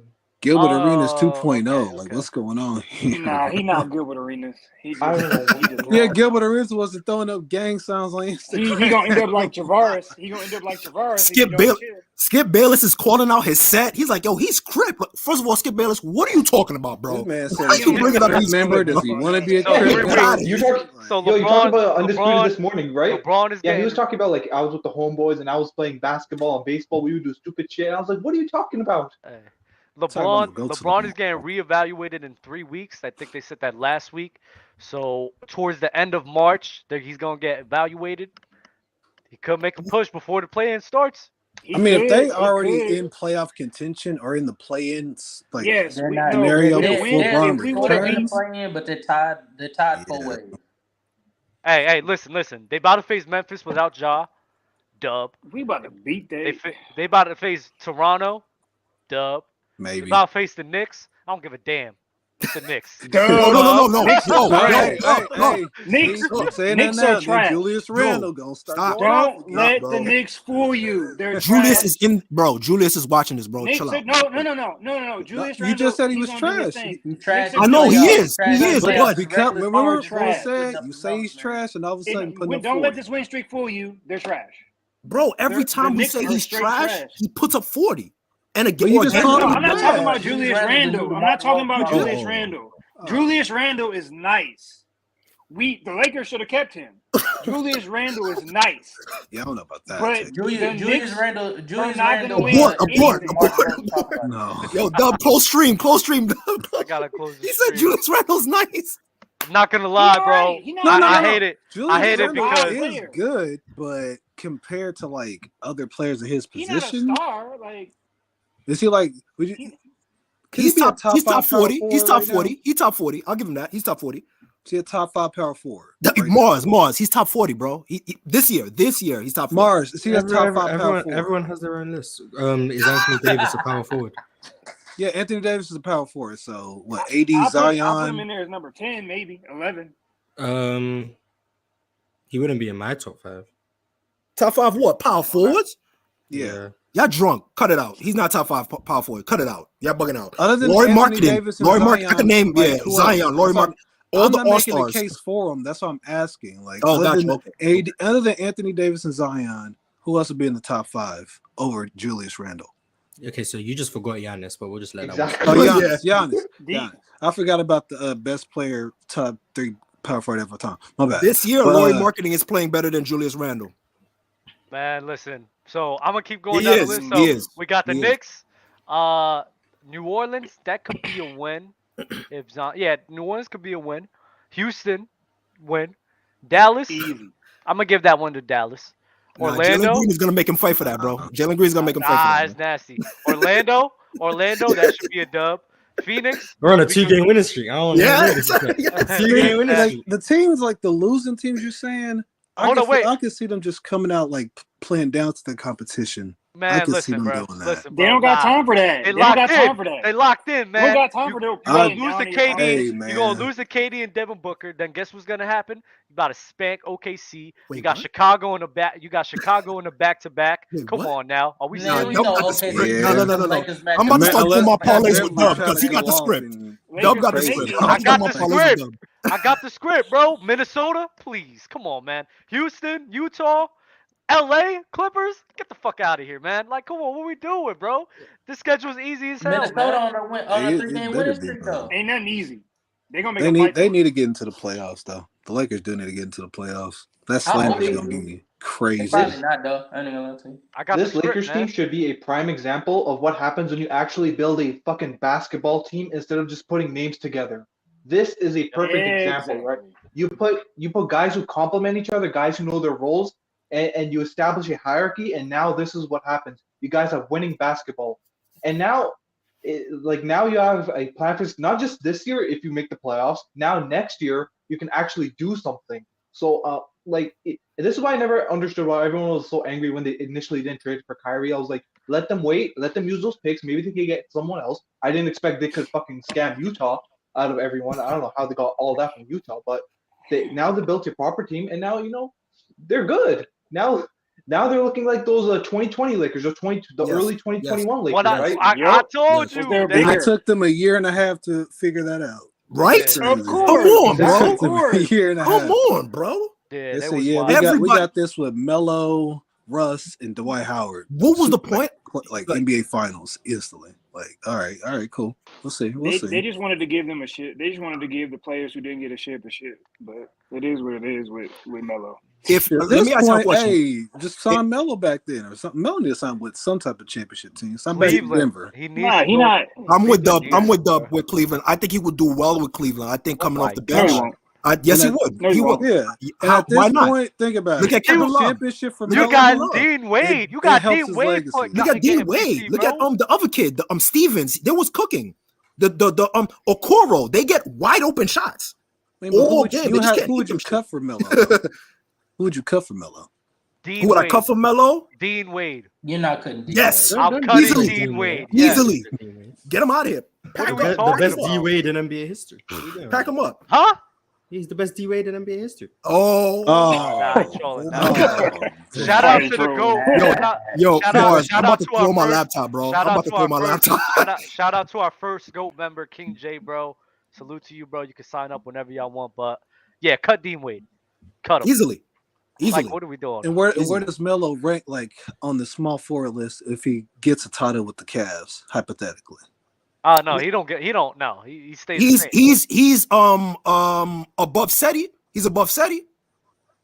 He's above Osman because he's going to be playing the floor. He's not going to play the three. He's going to play the four. He said all time. He said all time. Melo gets a ring. Like hypothetically. Got you. Got you. He'll stay the same. I got him play 10 through 15 to be honest. Like small forward. Small forward. Yeah, I'm not gonna lie. I think I can name I love Melo, but is he over? Does he become over Nick? Do you put him over Dominique? Nah, I don't think he's over Dominique. No. Yeah.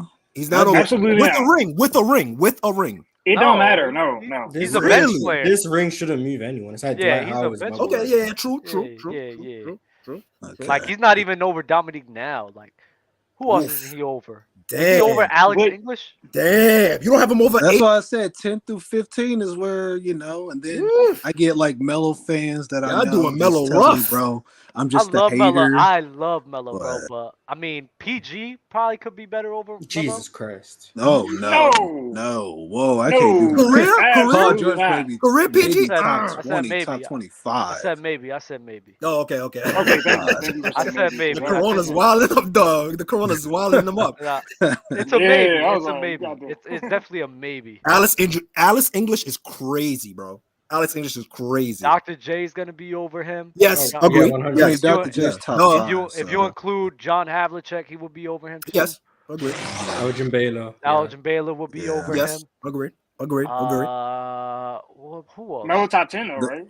The overrated. Is Melo over Paul Pierce? We're gonna go back to Paul Pierce. Melo's over Paul Pierce. Melo's over Paul Pierce. No. Hold on. You can't put him over Paul Pierce. Stop fucking playing with me, yo. Stop fucking playing with me, bro. Yes, he's over Paul Pierce. You can't put him over Paul Pierce. I got him over How Paul can you Pierce. put him So over where would I got Paul him. Pierce be? I got him over Paul Pierce. Paul Pierce? I'm sorry. Yes, like where would Paul Pierce be then if Melo's over him? Paul Pierce needed KG. That's what I'm gonna say to y'all. Paul Pierce. That's not a knock to Paul Pierce. That's not. It's not. But KG was the best player on 100%. that team. I got y'all. Right.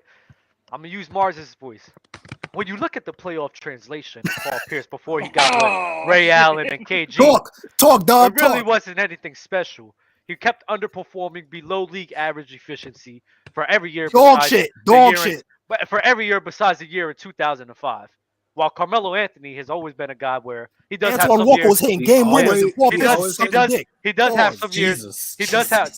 Oh, sorry. It's okay. He does have some years. He does have some years where he is below league average. But for the majority of the times, Melo's performing at a above league average efficiency, performing at a high level in the playoffs, and carried the Denver Nuggets to where they were going. And so Melo has to be over Paul Pierce. Don't do that. When Amari Stoudemire lost his back, bro, and he had to carry those bum-ass Knicks with the Pacers, bro. That's Melo's fault. He should have been free agency. Why'd you ask to get traded to him? Go in free agency. Let me then think. You get I agree. Mars, is there self-sabotage? I agree. Melo is a big self-sabotage. And then he stayed in New York instead of going to Chicago. I agree with you. I agree. Paying for the money, bro. Like, But player-wise, better than Paul Pierce, bro. Got to. Sorry. So is Jason Tatum better than him? Wait. Whoa. How would you put Tatum over Melo? What? I'm just asking questions. Yo, Dub, I'm about to jump out the window, bro. I'm not gonna hold you, bro. I'm about to jump out the window. I'm just asking questions, bro. You lit? Scottie I Pippen over Melo? Over Melo. I would say Scotty's over Melo, Kawhi's over Melo, Dominique's over Melo. Is James Kawhi's Worthy over Melo? Is James Worthy over Melo? Yes. Worthy, Braun, Bird, KD, Dr. J. Yep. Dominique Baylor, Dominique, Kawhi. Damn, he ain't in. Yeah, he ain't. I got Kawhi. No, like seriously, is this like? I y'all think got Kawhi. I think Kawhi's. Even though Melo had a long career, I think Kawhi what he did in his prime, and then it was just too great. It's too good. You're giving the Toronto that Toronto run. It clears. That's what puts it over the top. 2017 he played at what run MVP does Melo level. have?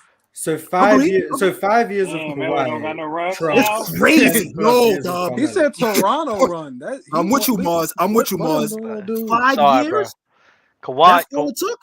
Listen, Kawhi was different, bro. I'm not even gonna lie. Toronto Kawhi, that playoffs was insane. But Melo, the most he's gotten to a conference finals with Chauncey Billups. Agreed, but Kawhi went into a team that was already a well-oiled machine. It's kind of like KD going to the Warriors. They were already gearing up to be a well-oiled machine in terms of play style. Kawhi was just the one that put him over the top. Melo had to be the foundational piece and try to drag guys like Earl Boykins as 5'5". You know what I'm saying? Like, I feel you. I feel you on that. I got a question. Comparing Kawhi to KD. What's your question, Malcolm? Yeah, but since Kawhi, the Clippers are his team, or it's kind of the same thing. They're trying to build a team around Kawhi, and can't do it, and it's not working. So that's why I said. I mean, the proof is in the pudding. Kawhi has only succeeded in well-oiled machines where he was in San Antonio. I'll say this, for San Antonio, his responsibilities was completely different. It was very, very minimal. He didn't have to play make. All he really had to do was lock LeBron up. That was your job, bro. Lock LeBron up. Don't let him get 40 and score whatever you get. After that, once he got to Toronto, of course, even within that, they had a crazy squad. They had a good squad. And his role in Toronto was a little bit like just take us over the hump. It wasn't like play make for us, do all of these things for us. You know what I mean? Like he played extraordinary, but his role versus Melo's role, I think, in necessity, I think is completely different. And I think we have to give Melo an edge because he had more on his plate compared to Kawhi, in my opinion. I'm about to cry, bro. I mean, I get that. I just so I go on his plate on the Clippers. That was beautiful, man. I go off the context matters, bro. Context matters. That was good. I just think like as a player too, that's just Kawhi his peak, bro. He was just crazy, man. I get it. Like as a scorer, he was great. As a defender, he was great. It was like the dude was wild. The only thing they're even at is probably playmaking and passing. Yeah, I think him and PG was kind of on par. So who's the better scorer between Melo and Kawhi? Melo. Mars, you know what I'm gonna say. I probably, because someone said the only thing that even in is passing, so I just had to hear who's the best. Yeah, I'm lost. Like that was just me genuinely asking. Who's the better scorer, yo? I'll probably what you about to say? I would say Melo, but y'all are tripping. No, why is this a thought? Why is this a thought? Why are we thinking? I'm always gonna say Melo. But I know what Mars gonna run to. Nah, the playoff transition. I'm not arguing. I just want to know the answer. Who do you think is the better scorer? Who do you think is the better scorer, Mars? At that peak. At the peak, I'd probably say Melo, just because he's. I think at that Melo peak, easily. I think I probably still take. I don't know. I'll probably take Kawhi at that peak. I'm about to say. I know you would take Kawhi. Yeah, Kawhi. I know you would take Kawhi. I guess, for peak. You're saying that to be objective. It's okay. You know I think Kawhi peaked higher than Carmelo. We're talking about offensively. We're talking Mars. We're talking about offense. Not talking about because we got to cancel out 2018. So what is Kawhi's peak? He has the only 3 years you could say he kind of put together healthy is 19 to 21. Yeah, and he still got hurt in the He's still 21 not a better. postseason. Yeah, because I'm like 2017 was probably his best like regular season like full year, but as far as just like peak years. But yeah, Pete Kawhi I'll take as a scorer, but longevity and like Carmelo clears him as a scorer because Carmelo's been an elite scorer from like what you could argue from day one he was a great scorer. From day one. Yep. From day one. Yeah. Whereas Kawhi took like 4 or 5 years to. You know what gets me so but mad? I'm confused. So if you're are you saying you're taking Kawhi Leonard over him as a scorer? You're taking him over Carmelo offensively? My whole thing. I think Kawhi peaked higher than Carmelo ever did. I think the best version of Kawhi is better than what Carmelo his peak was. The reason I think it's a conversation is because I think Carmelo having 10 plus years at this high of a level, I think you'd have to say 10 plus years at this high of a level. Whereas Kawhi having half that amount of time, I don't know if it's just clear cut to say Kawhi's peak trumps all that longevity. Considering I'm not the accolades guy. If you start valuing the accolades, cool, then I understand. But based on just how I view it, basketball, regular basketball. I don't think it's just that easy to say Kawhi is just above Carmelo. That's what I'm trying to say. I would say. Okay. I think his peak was just crazy. I thought accolades. And I'm a Melo fan, bro. But if Melo was dropped on the Spurs, and let's say they was switched, Pistons. I think if Kawhi was Pistons, yeah, put him on the Pistons. That Pistons that was supposed to draft him that year. I mean, it would. He could have won. He would have won like 2 or 3 rings. Yes, easy. Yes. And then we talk about Melo in a whole different conversation. Yeah, maybe they would have won 05 as well. Game, like, how would his game like change from like different systems? And exactly. Because the main they weren't really asking him to. I don't know. Would they ask him to score in Detroit like they asked him to do in Denver? No, they'll ask him to actually give more effort on defense. On top of him getting more effort on defense, him being like that Rasheed Wallace role. Because I don't think Rasheed Wallace was on that team before Melo got there. Correct? No, he was he was like I think traded mid-year. Yeah, so Carmelo Anthony would take on that role. Yeah, and he would be like back up to Tayshaun or starting over. He probably started at the 4. He would have been about. Yeah, but then why would they get he'd come off the bench. He would come off the bench. Rasheed, no, because I don't. If they had Melo, would they even trade for Rasheed Wallace? I know that's what I said. Then that whole dynamic of the team is completely different. Yes, they still trade for they still trade for Rasheed Wallace. You think they still trade for him? Yes, because Melo at the let's say for example Melo's playing the 4. I don't think a backcourt of a 6'8" power forward at that time and Ben Wallace who's 6'7", 6'8", same thing. It would have been conducive. You know what I mean? Rasheed Wallace being 6'11", close to 7 foot, it kind of helped Ben Wallace on the backside. So they needed backside defense anyway. Because remember, Rip Hamilton and Chauncey Billups, they were good defenders, but they were good team defenders. They weren't one-on-one stoppers. Tayshaun Prince was their only real kind of ball stopper, sort of say. Yep. So they still needed backline defense. You know what I mean? Like as you can see, that's why they drafted Darko Milicic, and we see how that panned out. But so they still trade for Darko. Rashid. So they still trade for Rashid, and they have Melo on the bench, right? 6 men or starting. Melo would be on the bench his first year. Yes, I think from that he could be that scoring punch. He would be Mark. He would basically the same way with the bad boy Pistons. He would be Mark Aguirre Vinny Johnson coming off the bench. Okay. Yeah, not bad. And he will put them over the edge in a lot of series too. Easily, especially with his shot making. And I mean, if you really watch how he was playing in college, he wasn't really ISOing. I mean, he would ISO when they needed him, but he was coming off curls. He was coming off pin downs. He knows how to play in the system. Yeah, he would and watching Rip run and do all these things, I think he would pick up those things from Rip and be a better off-ball player than what he became to be in Denver because he ended up having the ball in his hand in Denver. You know what I'm saying?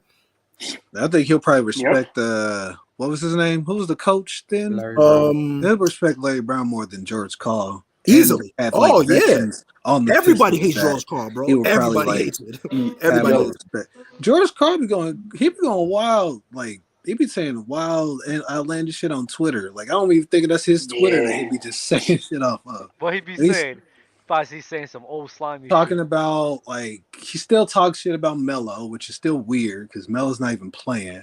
No, he's saying He be something talking about about James Harden. Braun, Harden, talk about how Really? JJ, even JJ Redick talk about I might see a lot of older players talking about how JJ don't know what he's talking about, and he's a role player. What does he know about what happened in the '80s and all this nonsense about if you weren't there, you can't speak on it. Like, what? Hey, I gotta get some other guys up here, but I appreciate all the time y'all spend. Yo, Dub, we need this. We need this. Dub's World. I'm pulling up. I'm pulling up. We're gonna do it. I may do it tonight if I have time. Context matters, bro. Context I matters. love Jalen Green, man. Jalen Green. Very good. That's facts. You already know. Making a late playoff push, 2-game winning streak. You know that. Once we get Victor, it's over. Once we get Vic, it's over. Hey, Dub, I got a question before I get off. Yeah. Hey, who do y'all think is the best number 2 in the league right now? Devin Booker. LeBron James. Oh, LeBron James. Playing, but I mean, playing. he should be the number 2. But playing. To be honest. But playing. No, I don't mean shooting guard. I mean like the best co-star. Yeah, Devin Booker. LeBron James. You got KD. I got Devin Booker followed by Kyrie. It's either him or AD. Yeah. Yeah. Realistically, if LeBron's your one, then it's AD. You trust AD more than Kyrie, Doug? Just as a number 2, like if it's not. Yeah, as a number 2. As a number 2. And the defense is involved into it too. AD. Okay, got you. Yeah, I trust Kyrie more. He's more aggressive. I could trust Kyrie more. AD He's is a dog. He's was 21 playing series in the All-Star game. Yeah. I don't know. You crazy. Casual. You had something to say before you was heading Nah. I said I messaged you on the Discord. You still ain't hit me back. Message me on. You got me on IG. Yo, we're gonna jump you, Dub. We're gonna jump you, dog. I can't get you on. Yeah. Add me on Dub in there. I'm gonna put it right in here, bro. Salute, y'all. Salute. That'll be easy, bro. You already know. Because I am terrible at the Discord notifications, bro. I'm not even gonna hold you. Here we go. Duh, what is good? Chilling, Mars, fam. what's good? Hello. I guess we going live tonight. I didn't mean to go live. I guess we gotta talk about Game 6 Clay. Drink more water with super tap. Boston should be the favorites too, since they had an injury run last year. Boston shouldn't be the favorites too, since they had an injury run last year. No Ben Simmons, no Middleton, no Hero, and Lowry. Keep the same energy. I got problems with Boston blowing leads. Ben Simmons. They just blow leads so many. Like they just did it like twice in a week, didn't they? Like that 31 point lead against the Nets, and then they had a decent lead against Cleveland. Yeah, they were like 15. They just the more skilled Chicago Bulls, bro. That's all I can say. The more skilled Chicago Bulls. Yeah. Oh shoot, my bad. Yo, Mo, my bad. I forgot. You got here later than everybody. I gotta keep you up here. Oh shit! Yeah, all the talent can't sustain the lead. That's how you sum them up. Bet. No problem, bro. Ooh. Nah, no worries, man. I ain't tripping. Got you. Hold up. I want to get one more in here. Any of you guys have anything to say about the talks today, man? I want to say something about Philly. Go ahead, brother. I believe they are out in the second round by Boston. James Harden leaves and Embiid asks for a trade. Oh, you think it's time for a trade? Based on what? Yeah. The fact that he hasn't done anything yet. So I believe he's gonna ask out, go to a better team, better coach, Doc Rivers. So this is just how you feel, like nothing. Yeah. Okay. Cruiser Nation, check your IG. I have an I want to ask, which team do you believe they can trade for Embiid? Where do you want to see him? They could what? Make a threat for Embiid. What team can trade for Embiid if he asks out? LeBron on top of that. Nah, LeBron not doing that. I think Philly. No, not Philly. LeBron would. I think Miami would probably be in the running to try and grab him, just cause off of necessity. We need somebody. After that, shit, I don't know.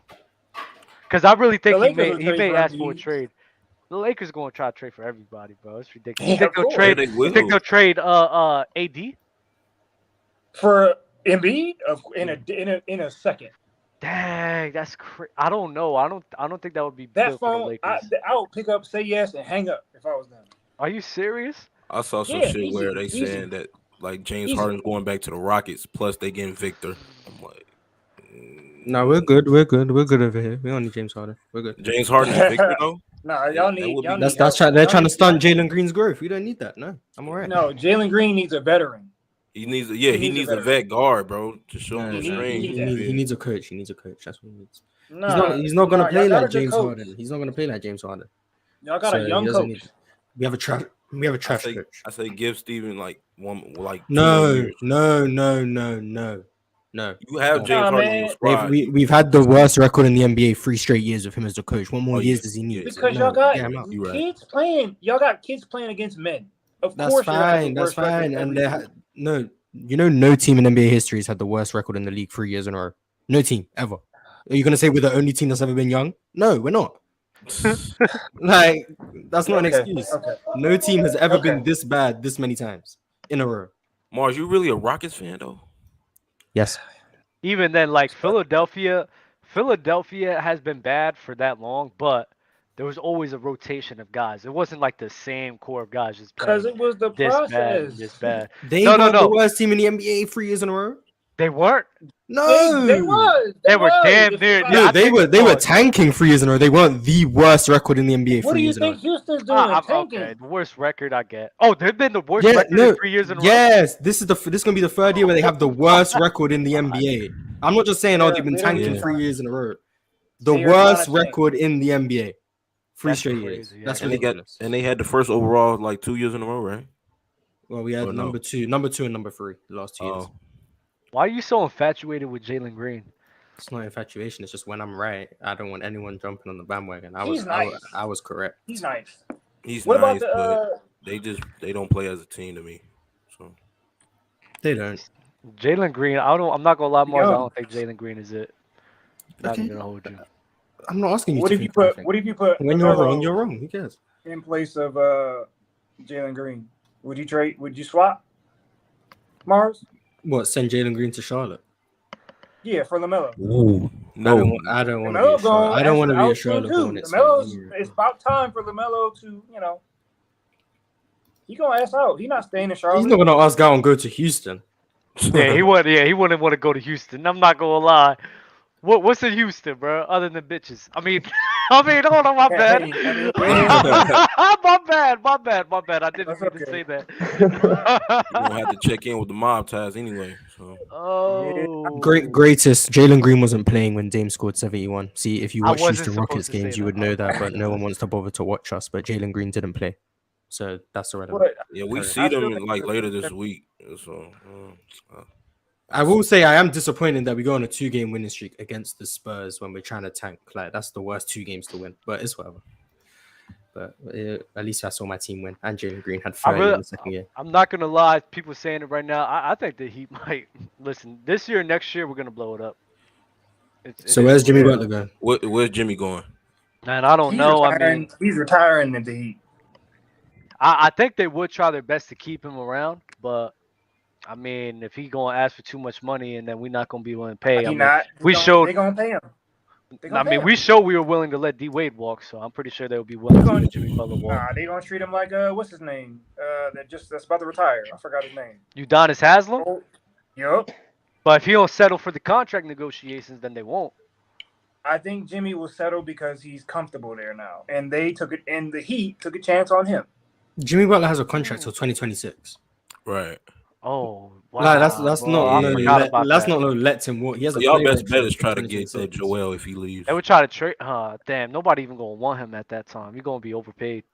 Yeah, he's gonna be making his player option is for $52 million. Hey, I'll tell you, a lot of players benefit off the bubble. I'm taking that 52. He took off in the bubble finals, bro. That's what gave him that contract. It was the bubble finals, yeah. Yeah, and I was fucking with like I was low key rooting for Butler. I knew that they probably was gonna lose to the Lakers, but once a bull, always a bull, and to see Jimmy was going that crazy. Yep. It amazes me Game is how all. people say that if LeBron had Kyrie and Kevin Love in 2015, he would have won because he took Golden State 6 games. But Jimmy Butler took the Lakers 6 games without Bam Adebayo and Goran Dragic healthy. But I never hear if they were healthy, they would have won. It's just weird how that works. I know that gets me so mad. It's weird bro. how the second and third Oh best my player God. missing in the a 6-game Cavs series could've won doesn't that matter shit. sometimes. But The Cavs could have won that shit even without Kyrie. I be But it telling is what it people, is. bro. I tell people all the time. I'm like, yo, if Miami was healthy, we could have beat them motherfuckers, bro. I promise y'all. But they not willing. Bam was hurt. Bam got hurt. Goran Dragic got hurt. And then Jimmy needed to play the way that he played, bro. But people don't want to hear it when it's applied to guys is not LeBron or guys is not Stephen Curry or guys is not even KD. But it's just weird. I thought I would hear that more, especially considering the amount of LeBron James haters there are. I know there's the LeBron James stands too, but even the LeBron James haters don't seem to bring that up. They just talk about how it was the bubble. But I just thought it was interesting. They should. Nah, you know what? I'll start bringing it up. I'll start bringing it up for the LeBron haters. Because listen, bro. LeBron in 2020, I'm not going to lie, there's truth in what people say. That was easily the easiest run LeBron has ever had in his whole entire career. Yeah. Like, I mean, you went up against Russell Westbrook and the Harden Rockets, trash. You went up against Nikola Jokic, Jamal Murray, trash. You went up against the Portland Trailblazers with Dame Damian was Lillard. hurt. Dame was hurt. Dame was hurt. Trash. Went up against Miami Heat and we got hurt. Trash. No, Nuggets was giving Jamal Murray, Bubble Murray was giving the Lakers problems though, bro. He was. You seen that? Remember that layup he had on LeBron? That shit was so crazy. And it's getting scary because he getting back into that mode too. So y'all really believe? I still don't believe. I don't think he will do like the exact same thing, but I'm just saying he back in that mode. But I don't think the Nuggets going far. Just saying. I still don't believe in Denver. They're a good regular season team. When the playoffs happen, you just gotta see because Jokic. They the 2015 Hawks. I get it. You speaking my land, but you know what? This is what I don't like. That's what you know what? No. This is what I don't like. Y'all get me. I get mad with people because I could get with y'all, but then y'all use the reasoning that I heavily disagree with. The offense is gonna be the whole reasoning is Jokic defense. Yeah. We know that. But when people be like, I don't trust Jokic in the playoffs, it's like Jokic has always been performing well in the playoffs. Always. Like, I don't know why this is even a question mark. We know what he's gonna do. It's really just the defense that they're gonna have, bro. Like, that's it. It's not the offense though. The offense is gonna be the offense no matter what. For them to go far, Jamal Murray got to pull off a Kobe type of performance in the playoffs. So, and that won't happen. Jamal got to pull off a Kobe run. I want to hear the Jokic conversation is going to be interesting no matter what happens in the playoffs. Whether when they lose, it's going to be interesting. If they win, it's going to be interesting. It's just I don't really look forward to these conversations because we spoke about Jokic for like 2 weeks straight, bro. Exactly. But how you gonna win the? He might win the MVP, but it's gonna be nasty because if you don't make it in the playoffs, so what? Like, yo, Cruiser, you there? You lag. What up? What's up with y'all? Good? What's going on with y'all boys, man? Mars, what it do, pimp? What's up? Mars been laid back today. What's up, Doug? What up with everybody in the chat, man? He was asleep earlier when we first started. He was asleep. I've been fighting my heart out today. Hey man, the topic which I was talking about earlier, man. I think the Celtics is still a good team. I think they just going through a little stretch right now. I think every team in the NBA go through a stretch. I think the Knicks right now on like a 9-game win streak. I think earlier this year Brooklyn went on a 12-game win streak. I think Memphis went on like 11-game win streak this year. I think teams just having their time. Milwaukee had a little stretch, you know what I mean? I think Milwaukee's still a good team, but everybody always talk about their depth. I think depth is a little bit misleading for like it's good for regular season, but we all know I think during the regular season, Giannis averaged like 30, 32, 33 minutes a game. Everybody know it when the playoffs start, Giannis gonna be at 38, almost 40 minutes a game. Everybody minutes gonna get cut down, and it's gonna come down to your starting five and maybe 2 or 3 guys off the bench that can contribute and play good defense. So the bench is good for regular season. Yes, that looks good, but we all know once playoff time come and they got 7 games to study your team, they're gonna find your weaknesses. It's gonna be more about. Dang, he was just spitting real quick, spitting man. too. Oh Man. my God, he was spitting, bro. He was spitting. What You happened? lagged a little bit. And the team that can switch on defense and the team that can make one-on-one plays and ISO gonna be the team that can win. That's what I believe. The team that I think is gonna come out the East, and I could be wrong, but everybody. When the last time everybody on Milwaukee because they the 1 seed, they just caught up with Boston. They just caught up with Denver. At one point in time, it was Boston and Denver at the top of the top of the league. Yeah. When the last time a 1 seed won a championship? I'll wait. 1 seed's rarely it's gonna be a 3 or a 2 seed win a championship. Hey, I'm telling you right now, Philadelphia is 76ers. No, everybody's sleeping on them. I'm telling y'all right now, they're gonna be a problem in the playoffs. I'm telling you, it's gonna be a different year. Nobody's talking about them. It's always gonna be a sleeper team. Joel Who is it gonna be? Philadelphia. I told you guys, man. Preseason. I'm telling you, Philly's not a sleeper team. I can see the Cavs taking Philly out though. Bro, Not listen. Philly. Yeah, the not Cavs could Philly. take Philly out. Like they could. The Lakers won in 2020 as a 1 seed. If Bubble Mitchell wake up, Who had the best record in the NBA that year? Yeah, we can't. Who had the best record in the NBA? We can't count the bubble, Doug. Bubble doesn't count. Bubble doesn't count. Doug, we talk. Hey, Doug, we talk about Doug. What we talk about, Doug? We talk about like a whole season. When the last time a 1 seed? Giannis didn't won as a 3 seed. Golden State Warriors. 2017. I think the 17 Warriors. The 17. So okay, so we talk about what 7-8 years ago, man. Come on, man. Golly, bro. San Antonio Spurs. Listen, it's What, hard for 2014? them once. It's hard, believe it or not, it's the teams that go through stuff. Look, they're gonna show you right now. Everybody was on Golden State. I think the teams that win championships who go through adversity during the season, not everybody who roll. I think Boston going through their ups and downs. Golden State getting hot right now. You know, and then I ain't making a big deal of that loss. Steph Curry never win after he come back off injury his first game. I can't remember last time he won when he come back off the first game. The game was on the road. Everyone knew they were going to lose. They play on the road today again against OKC. If they lose to OKC, I need everyone to just stop talking about the Golden State Warriors. Yeah. Because then they just can't win games on the road. If they win, maybe they're turning something around. Wait, they can't win games on the road. Period. Exactly. They can't. But I've never people seen a just team so believe. good and then just play so bad on the road. That's so crazy to me, bro. It's because they changed arenas. Yeah. They're changing the arena, changing When the did fan they win base. it all last year in the Boston Garden? One of the most racist places to win it all. Last year they weren't bad on the road. Last year they weren't that bad on the road. And their defense was bad. But yeah, the team is just worse this year. Yeah, it's just some team that will just turn it on as soon as the playoffs start, and I just think the Warriors one of those teams.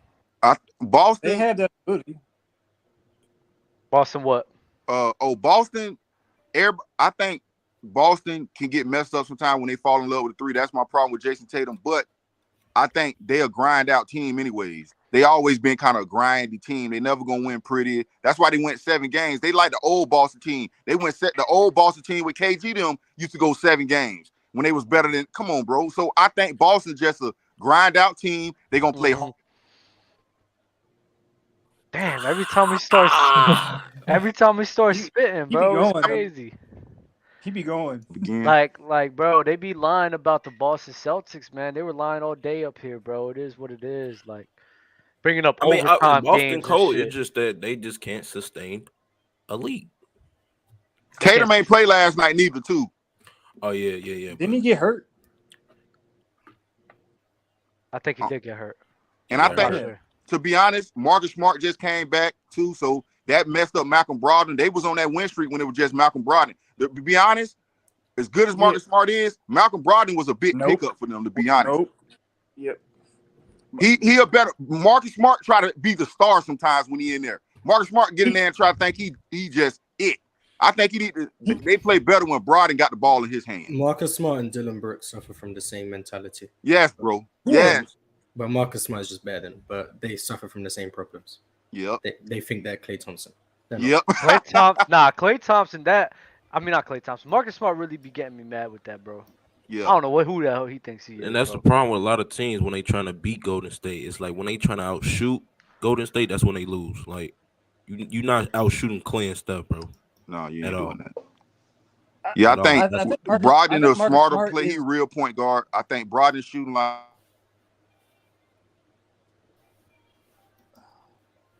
Dang, every time, man. Every I think time. Marcus Smart is like the heart of that team, though. He's Yeah, the he reason. is. Like Jason Tatum is the reason they're able to go, and Jaylen Brown. They're the reason they're able to go where they're going. But Marcus Smart is he's like the Draymond Green of the Celtics. The key to the Celtics is you got to slow Jason Tatum down. You can deal with Jaylen Brown beating you. When Jason Tatum have a good game and he ain't turn the ball over, they normally win. When Jason Tatum play bad, they normally kind of lose. I'm setting in my YouTube channel. Subscribe, please. Oh, Send that to me, man. Send that to me too, man. Your IG. Oh, I'll send it right now. Here, I'll put it in the private chat. Yeah, YouTube channel, dude. Hey Mars, boy, I seen your little video you made 3 weeks ago. You up on the camera acting all shy. Yeah, I'm not a YouTuber, man, but I made a video. So everyone who hasn't watched it, go watch my video. Made another video? You made another video? Oh no. I made a little video. Videos come annually, once a year. But subscribe to the channel. Mars, man, you got to spit, man, on the YouTube, man. I just hit 1K subs, so make that 100K. You hit 1K? Yeah, Mars at already. How the hell you hit 1K? He Mars. Exactly. He Mars, bro. Mars got one video hit 1K. Yo, subscribe to my channel, motherfucker. What the hell wrong with y'all? I go live and shit. What's your channel on YouTube, Doug? Debonair, Dubs World. Dubs World, yeah. I'm about to switch the at to just say Dubs World. Man, send that junk to freaking. Send it to my. We be getting drunk up in that motherfucker. You said what? I said we be getting. Yeah, you be getting drunk. Oh yeah. 100%. I know you be getting drunk on that motherfucker. 100%. And then what's it called? I am picking up a new hobby, DJing. So I may start doing DJing on the YouTube channel. All right, that's what's up. Yeah, I got the system right here. Oh, you with Jersey Club? Nah, not Jersey Club. Yeah, like Spanish music. I got this right here. That I'll be messing around with. Yeah, I got the laptop there, and then I've been playing with it. I'm playing around with it. I used to like practice it back in high school, but I never got into it. But the money's there. I'm not gonna hold you. I gotta start picking that up. Only a matter of time before you have the fluent soundboard. I would never do that shit. I hate that so much. Oh my god, it's so annoying, bro. At least play something cool though. Like his sounds are nasty, like nasty work. Jimmy Butler to the Pelicans is what Drink More Water said. For CJ McCollum, yeah, why not? Wow, damn, that'd be good. Yeah, I like that. I like that for the Pelicans. Zion is the third best player on the team. That's nice. Yeah, Jimmy Butler a little bigger than CJ too. What, Jimmy 6'7"? Yeah, 6'7". Another defender. Good better playmaker. Yeah. Body. Yeah, and Jimmy. Yeah. I don't think CJ McCollum would fit in Miami. But we don't care about his fit in Miami. We just want Jimmy and the Pelicans. Miami just gonna blow it up. They'll just take CJ's contract and then they'll probably just flip him to like Utah or something. You don't want Jimmy in Houston, Mars? Y'all don't want Jimmy in Portland? We don't. Jimmy Butler wouldn't bring anything to. Well, he wouldn't like. He doesn't fit the timeline of Houston, so he'd be there and he wouldn't want to be there. Like John Wall. Yeah, or like when Andre Iguodala went to the Memphis Grizzlies, like he just wouldn't want to. He just wouldn't want to play for them. Once Houston get rid of Steven Silas, and depending on who they get in this year's draft, hopefully it's either Amen Thompson, Scoot Henderson, or Wembanyama, one of those three. Then we'll see the rebuild, and they can start trying to compete in about 2-3 years. But until then, we're just gonna be trash. Well, we've been at this. Gonna be better than Victor. Got you. Wait, what did you just say? I think Scoot Henderson is going to be better than Victor. Okay. I don't want to talk about this. Okay. I don't want to talk about this. Where you from? I probably gotta check him out. He plays for the he plays for the G League Ignite. Oh. I don't even know who the best player in college basketball is because Wemby's playing overseas, Scoot Henderson's playing for the G League, and Amen Thompson's playing in that overtime whatever league. So I don't even know. My opinion is Jonathan Miller. I've been seeing him popping. Brandon Miller. Brandon Miller? Shit. I said Jonathan Miller. What happened, Cruiser? I'm gonna shoot you some on Instagram. Fire. I think I do think the state of the NBA right now, guys, I think the better players are gonna be coming from outside the NCAA. I'm not even gonna hold you. Like what we've seen for the last few years with Luka, Jokic, who else? Giannis, but he didn't even come out like that. I think Victor. LaMelo came from Australia. LaMelo too. Like guys are just gonna be coming from out of the league and balling out in that way. And Jalen Green came from the G League. Jalen Green came. We're just talking about how AAU is damn near better than high school basketball. Yeah. What's good, Bobby? Yeah, fuck high school. Oh, what's good, but I didn't even know you pulled me up. Yeah, I was just about to end the show. I'm not even gonna hold you. Oh shit, okay. That's all good. So I wanted to come show y'all some love. Appreciate you, brother. How you been? You been good? You need to let us know when you go live, man. Yeah, I'll let 10 p.m. We'll do 10 p.m., 10:30 p.m. tonight. We'll do Dubs World. I guess people want to get cooked on Dubs World too, so it is what it is. Oh, it's you live tonight? Yeah. You down? You want to pull up too? Yeah, hell yeah. I'm gonna jump for sure. Gonna tap in. I bet. I got one more super chat from Dark Ambition. No way Melo clears Pierce, but Dame over Pierce was a debate because Dollar clears Melo. Damn. Other than that, y'all be easy, bro. Peace. Be safe. Treat each other well. Deuces. Watch the panel tonight and subscribe to